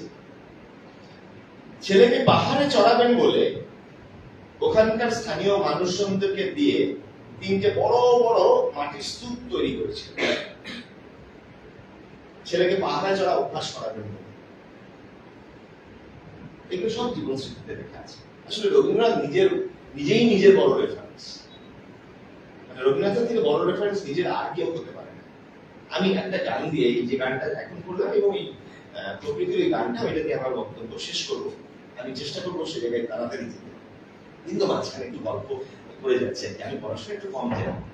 তা রবীন্দ্রনাথ কে ওই হিমালয় ভ্রমণে নিয়ে যাবেন বলে ওখানে 3টে মাটি উঁচু উঁচু টিলা করলেন, যে টিলাগুলো এখন 3 পাহাড় নামে। ছেলেকে প্র্যাকটিস করাচ্ছেন বাবা, ওই যে নিয়ে যাবেন, সুতরাং পাহাড়ে চড়াবেই নি।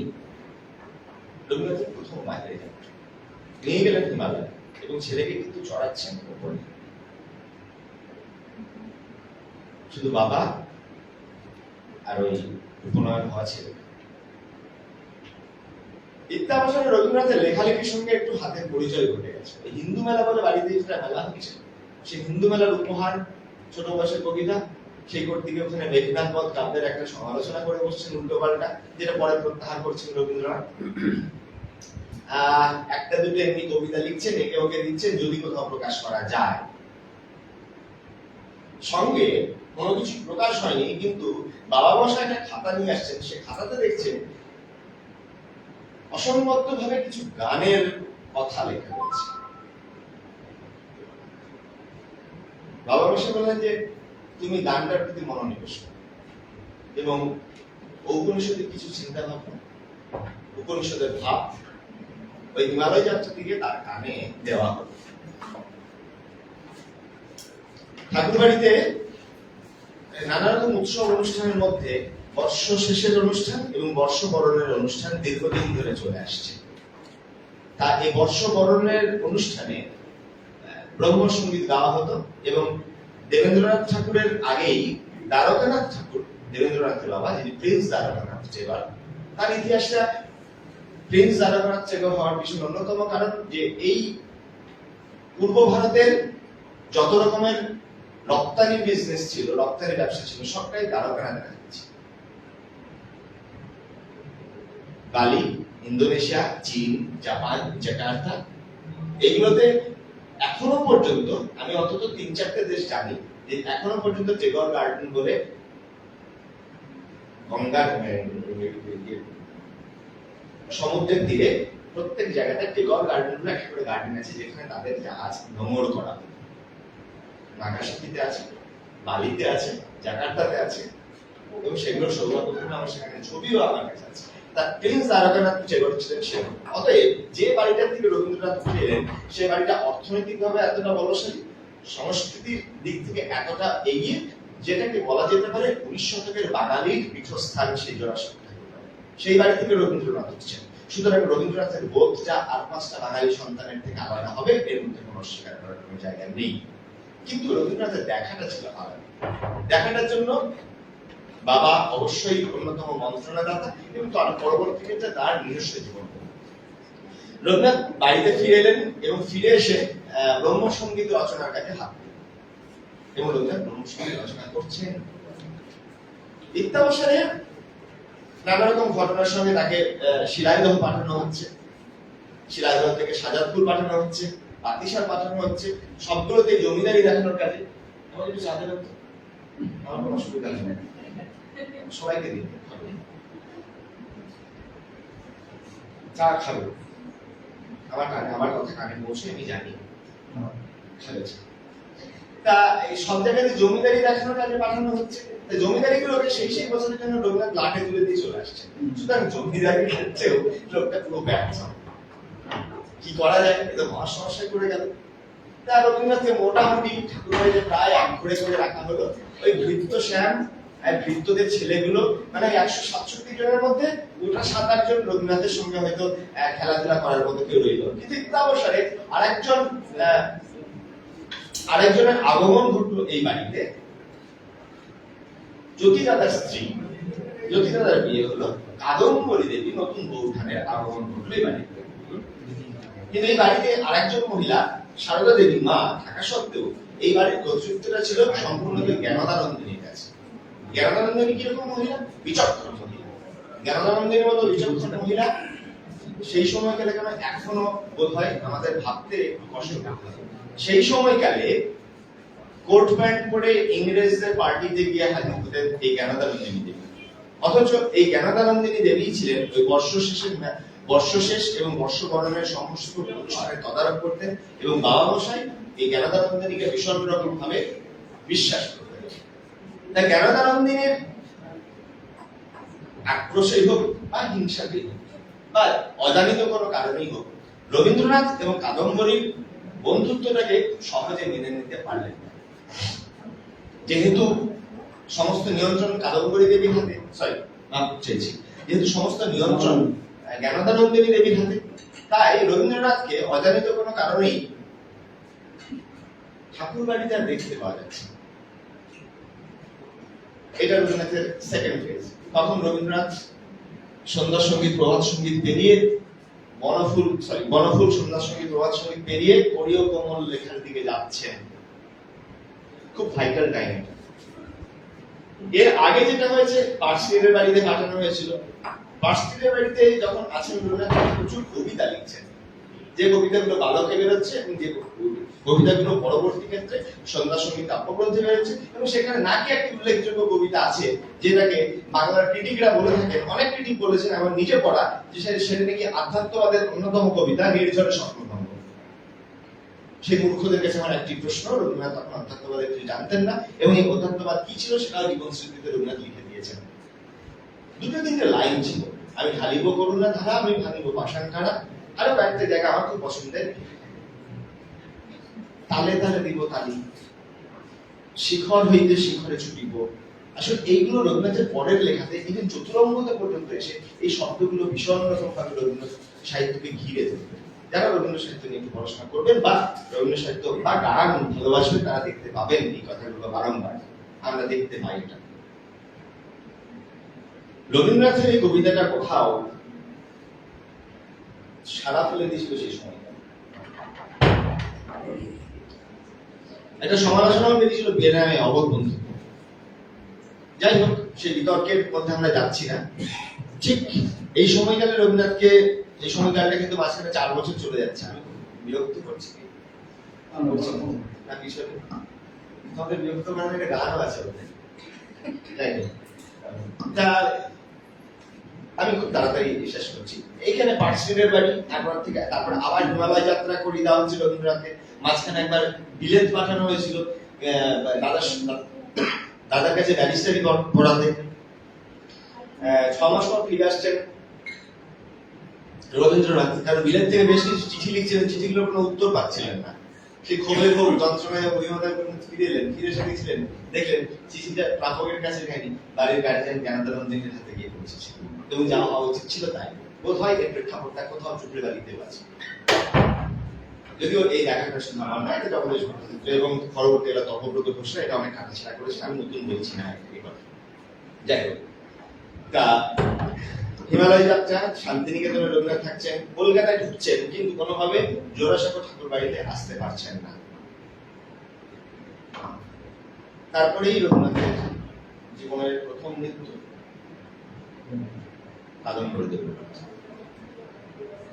আমি রঞ্জন বন্দ্যোপাধ্যায়ের উপন্যাস পড়তে বলছি না, আমি শুধু প্রশান্ত কুমার পালের রবি জীবনী পড়লেও হবে। ঠাকুরবাড়ির প্রত্যেক দিনের প্রত্যেকটি হিসেব লেখা থাকতো তাদের ডায়েরি, এবং হিসেব লেখার জন্য 4 জন লোক ছিল ব্যস্ত। অদ্ভুত ভাবে সেই দিনটার কোন হিসেব নেই ঠাকুরবাড়ির কোনো খাতা। চিকিৎসার জন্য কি বেশি ব্যয় হয়ে গেছিল? না, কাদম্বরী দেবীর মৃত্যুটাকে পোড়ানোর জন্য বেশি লোক ব্যয় করা হয়েছিল। শুধু প্রশ্নগুলো রেখে যাচ্ছি, যদি কারো ঔৎসুক্য জন্মায় করে দেখতে পারে। এই মৃত্যুটা রবীন্দ্রনাথকে এতটাই তাড়িত করলো যে লোকটা কোরীয় কোমল কাব্য লিখছেন এখন পর্যন্ত, এবং এখনো পর্যন্ত রবীন্দ্রনাথের কবিতার বিষয় স্তন, দেহ, চুম্বন, ওষ্ঠ, আলিঙ্গন, একদম এই শিরোনামে রবীন্দ্রনাথ কবিতা লিখছেন, এবং কোরীয় কোমলটা উৎসর্গই করলেন সেরকম একজন নারীকে, যে নারী একদম তিনি ভূমিকাতে লিখছেন, যে রইল শুধু অবগুণ্ঠনে, যে রইল শুধু আমার চেতনে, সে দাঁড়ালো আমার সামনে।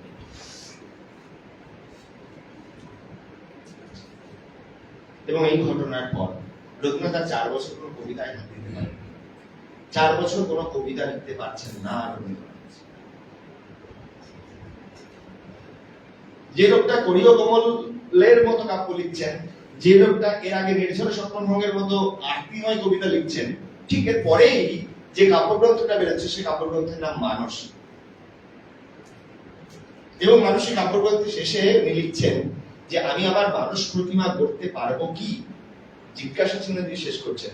এই রবীন্দ্রনাথ, যে রবীন্দ্রনাথকে আমরা আজকে প্রণাম করছি, যে রবীন্দ্রনাথকে নিয়ে আজকে এত ভাবছি, সেই রবীন্দ্রনাথ জিজ্ঞাসা দিয়ে কাব্য শেষ করছেন। হ্যাঁ, এই রবীন্দ্রনাথ একদিনে নয়, রবীন্দ্রনাথকে করতে গেছে। এবং উল্লেখ্য, রবীন্দ্রনাথ এই যে প্রথমে যে গানটি গাইবার লেখার চেষ্টা করলাম, সেই গানটি লেখা রবীন্দ্রনাথের 4 বছর সময়কালের মধ্যে প্রথম দিন। এবং প্রকৃতির যে গানটা উনি বলছেন, বলে গেলেন শেষ পর্যন্ত, সেই গানটাও লেখা, যদি আমি খুব ভুল না করে থাকি, এটিও হিন্দু মেলার অনুষ্ঠানের জন্য গানটি লেখা হয়েছিল। সে গানটা পরের লেখা গান। গানগুলো রবীন্দ্রনাথ পরবর্তী ক্ষেত্রে নানা জায়গায় প্লেস করছেন, নানা জায়গায় নিয়ে যাচ্ছেন। এটা রবীন্দ্রনাথের প্রচুর পরিবর্তন, রবীন্দ্রনাথের একটা অদ্ভুত স্বভাব। নামে পরিবর্তন, চরিত্রে পরিবর্তন, হাতের লেখা পরিবর্তন, কবিতার খাতায় তো কাটা কুটির নানা রকম পরিবর্তন আছে। আসলে ওটা স্ট্যাটিক নয়। জীবনটাকে দেখেছেন যেরকম, জীবনটাকে পরিবর্তন করতে হয় যেরকম, সেরকম করে জীবনটাকে গড়তে শিখিয়েছেন। রবীন্দ্রনাথের যে জাতীয়তাবোধ নিয়ে কিছু কিছু মাতব্বর প্রশ্ন তোলেন, তাদের পড়াশোনা খুব সংক্ষিপ্ত, বলতে বাধ্য হচ্ছে। রবীন্দ্রনাথ হচ্ছেন প্রথম এশিয়ান যিনি প্যান এশিয়ান করে দেখাতে চেয়েছিলেন এই সমগ্র এশিয়া দেশটাকে, যার জন্য এই ভারতবর্ষের বাইরে রবীন্দ্রনাথ বেশি খ্যাত হয়েছিলেন প্রথম। জাপান, চীন এবং ইন্দোনেশিয়াকে, ভারতকে নিয়ে যে প্যান এশিয়ান থটটা, সেটা প্রথম তৈরি করেছিলেন রবীন্দ্রনাথ। অতএব যে জাতীয়তাবোধ নিয়ে আমাদের এখানকার কিছু উপমণ্ডল মানুষ বলেন যে তার জাতীয়তাবোধ আলাদা, আমার মনে হয় তাদের একটু প্যান এশিয়ান থটগুলো রবীন্দ্রনাথ একটু পড়ে নেওয়া দরকার। আসলে রবীন্দ্রনাথ খুব জীবনটাকে নিংড়ে দেখতে চেয়েছেন, জীবনটাকে খুব আর্টিফিশিয়াল করে দেখা নয়, জীবনটাকে খুব যা হলো হলো এরকম করে নয়, জীবনের প্রত্যেকটা দেখাকেই খুব সুন্দর করে দেখা। এবং এই যে এই অসীমের কথাটা বলে শেষ করবো বলেছিলাম, সেই জায়গাটা হচ্ছে এরকম যে কোরীয় কোমলে যে ভাবনাটা ছিল শুধু আমার আর তোমার, তোমরা তো ছোট এখনো বোঝো না, 2-4টে ব্যথা যন্ত্রণা পাবে, এবং আমি প্রার্থনা করি যেন এটা খুব দেরিতে হয়, জীবনে কিছু গভীর মৃত্যু প্রয়োজন। জীবন যতদিন না পর্যন্ত মৃত্যু আসবে, গভীর মৃত্যু আসবে, ততদিন পর্যন্ত কেউ বড় হতে পারবে। আমি প্রার্থনা করি যেন এটা খুব পরে আসে, কিন্তু কিছু করার নেই, আমাদের জীবনে আসবেই। এরকম কয়েকটা মৃত্যু যখন আসবে, জীবনকে যখন খুব সাদা কোনটা কালো কোনটা দেখা যায়, তখন এই আমার আমিটাকে না বার করে দিতে হবে। আমি আমি আমি আমি এই জানি, আমি এই করলাম, আমার ইনভেনশন এই আমিটা কিছু নই, আমিটাকে আমরাতে ভাবতে হয়, এবং আমার এই আমিত্বটাকে বড় করতে হয়। এই বড় করাটা হচ্ছে অসীমের ভাবনা। আর তুমি, তুমি মানে শুধু তুমি নও, তুমি হচ্ছে জগতের রিপ্রেজেন্টেটিভ। তুমি ইংরেজিতে সাবলিমিটি বলে একটা কথা আছে। এই এই এই নিজেকে যতটা তুমি রূপান্তর করতে, যত তুমি নিজেকে এক্সপ্যান্ড করতে পারবে, যত তুমি জগৎটাকে দেখতে পারবে, তত তোমার নিজেকে দেখা আরো সুন্দর হবে। ও বলছে যে এইটা যে গাছ আছে না, এটার মধ্যে কাঠ আছে, এই যে দেখার নিবিষ্টতা, সেটা কিভাবে আমি দেখবো, কিভাবে আমি চয়ন করবো জীবনকে, সেই চয়ন করার বোধটা শিখিয়ে দেন রবীন্দ্রনাথ। আর আজকে 40-এর কাছাকাছি 40 উত্তীর্ণ বয়সে এসে আমার মনে হয়, যেহেতু আমার জীবনের শুরু থেকে এখনো পর্যন্ত প্রায় সবটাই শান্তিনিকেতন কেন্দ্রিক, পড়াশোনাটা ওখানে, এবং আমি আসলে আজকে বলতে আসবো বলে গতকাল সারা রাতটা ঘুমোইনি, টেনশনে পড়ে গেছি। টেনশনে পড়ে গেছিলাম বলতে আমার পাশে এত বড় বড় বক্তা, আমি সেই জন্য মানে মহাকায় কোনো জিনিস তৈরি করে এসেছিলাম, তার জন্য আমাকে পড়াশোনা করতে হয়েছে কালকে। এবং এই ইউনিভার্সিটির সঙ্গে আমার এতটাই ওতপ্রোতভাবে যোগাযোগ, এবং এই ইউনিভার্সিটির যিনি মাথা, তিনি আমাকে এতটাই, আমার তো মেন্টার্স ইজ, সুতরাং আমার সেরকম একটা ভয় থাকে, সেই জন্য পড়েছি। তার সামনে দেবদূতার মতো মানুষজন আছে যিনি সকাল বিকেল আমাকে শাসন করেন, তো সেটা আমি বলতে পারলাম না আজকে। আমি আসলে এমন একটা বলা হয়ে গেল, সেখানে এসে আমার এই বলাটা মনে হয় কোনো দরকার নেই, তাই আমি এই শুরুর দিকটা জানাতে চাইলাম রবীন্দ্রনাথের, যে রবীন্দ্রনাথ আসলে জীবনটাকে অন্যরকম করে দেখতে চেয়েছেন, যে দেখাটা কিন্তু খুব হৃদয় দিয়ে দেখা। আর যার জন্য রবীন্দ্রনাথ শুধু প্রকৃতি নয়, রবীন্দ্রনাথের কোন সুধা অমলদেরকে ভোলে না। যখন অমলের মৃতদেহ পুকুরে পড়ে থাকে, যদি অমল মরে থাকে, তোমরা তো নিশ্চয়ই জানো যে অমল মারা গেছে, আসলে অমলরা মরে না। অমল আসলে আমার মানসিক অবস্থা একটা স্টেজ, আমার মনের একটা স্টেজ, আর সুধা আমার প্রাণ সুধা। সেই অমল প্রাথমিকভাবে হয়তো ঘুমিয়েছে, কবিরাজ মশাই এসে ঘুমিয়েছে, সুধা ওই ছমছম পায়ে আস্তে আস্তে এসে ফুল নামিয়ে দিয়ে বলছে, অমল সুধা তোমাকে ভুলে না। এই যে ফুল নিবেদন, এই যে প্রকৃতি অনুসঙ্গতা,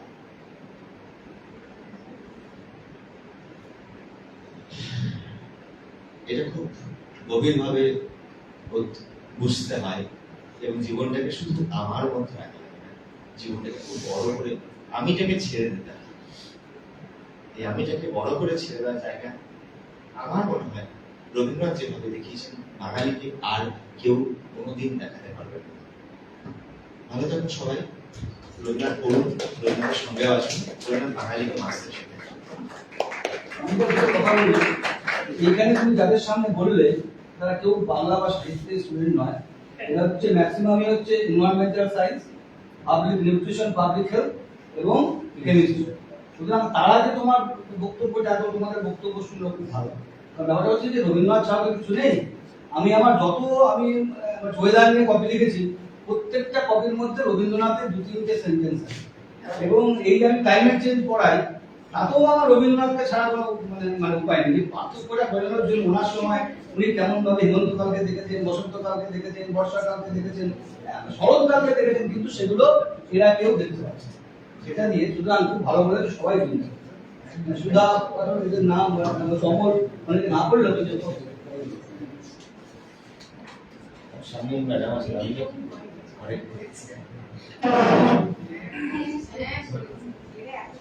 ম্যাডাম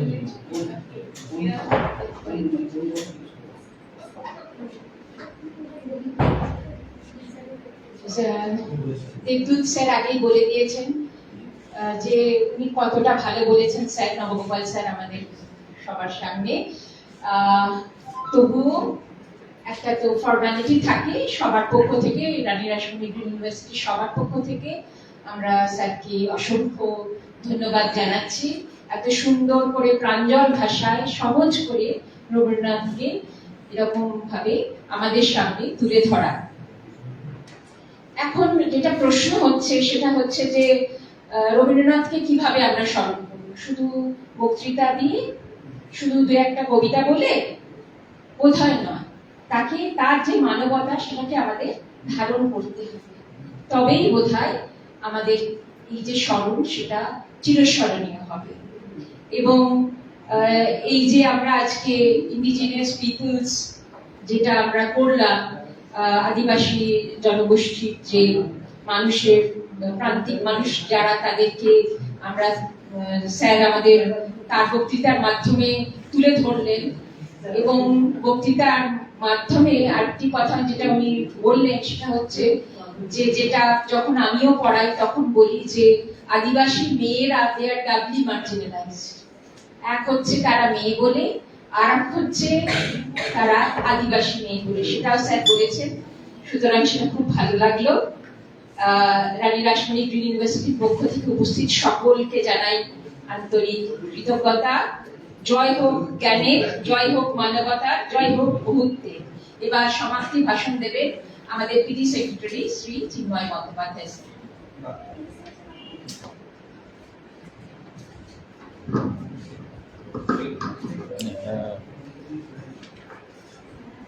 অনুষ্ঠানের শেষে সমাপ্তি ভাষণ দিতেই হয়। আজকে এই অনুষ্ঠানে যে সমস্ত সব বক্তারা উপস্থিত ছিলেন প্রত্যেকে আমাদের রানী রাসমণি গ্রিন ইউনিভার্সিটির পক্ষ থেকে প্রত্যেককে আমি ধন্যবাদ জানাই। এখানে আমাদের যারা অধ্যাপক অধ্যাপিকা এবং ছাত্রছাত্রীবৃন্দ, আধিকারিক বৃন্দ এবং আমাদের শিক্ষাকর্মী বন্ধুগণ আছেন, আজকের এই অনুষ্ঠানে উপস্থিত থাকার জন্য প্রত্যেককে আমরা আমাদের পরিবারের পক্ষ থেকে আমাদের আন্তরিক ধন্যবাদ এবং কৃতজ্ঞতা জানাই।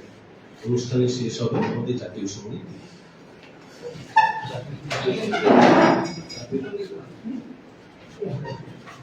আমরা জানি না আমাদের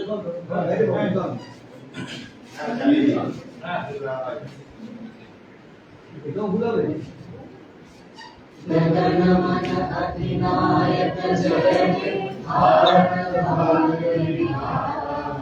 पंजाब सिंधु गुजरात मराठा द्राविड उत्कल बंग विंध्य हिमाचल यमुना गंगा उच्चल जलधि तरंगा। तब शुभ नामे जागे, तब शुभ आशीष मांगे, गाहे तब जय गाथा। जन गण मंगलदायक जय हे भारत भाग्य विधाता। जय हे जय हे जय हे जय जय जय जय हे।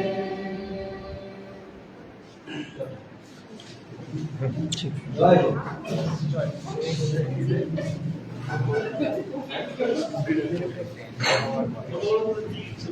এটা ফিনিশ করে দাও। খুব ভালো।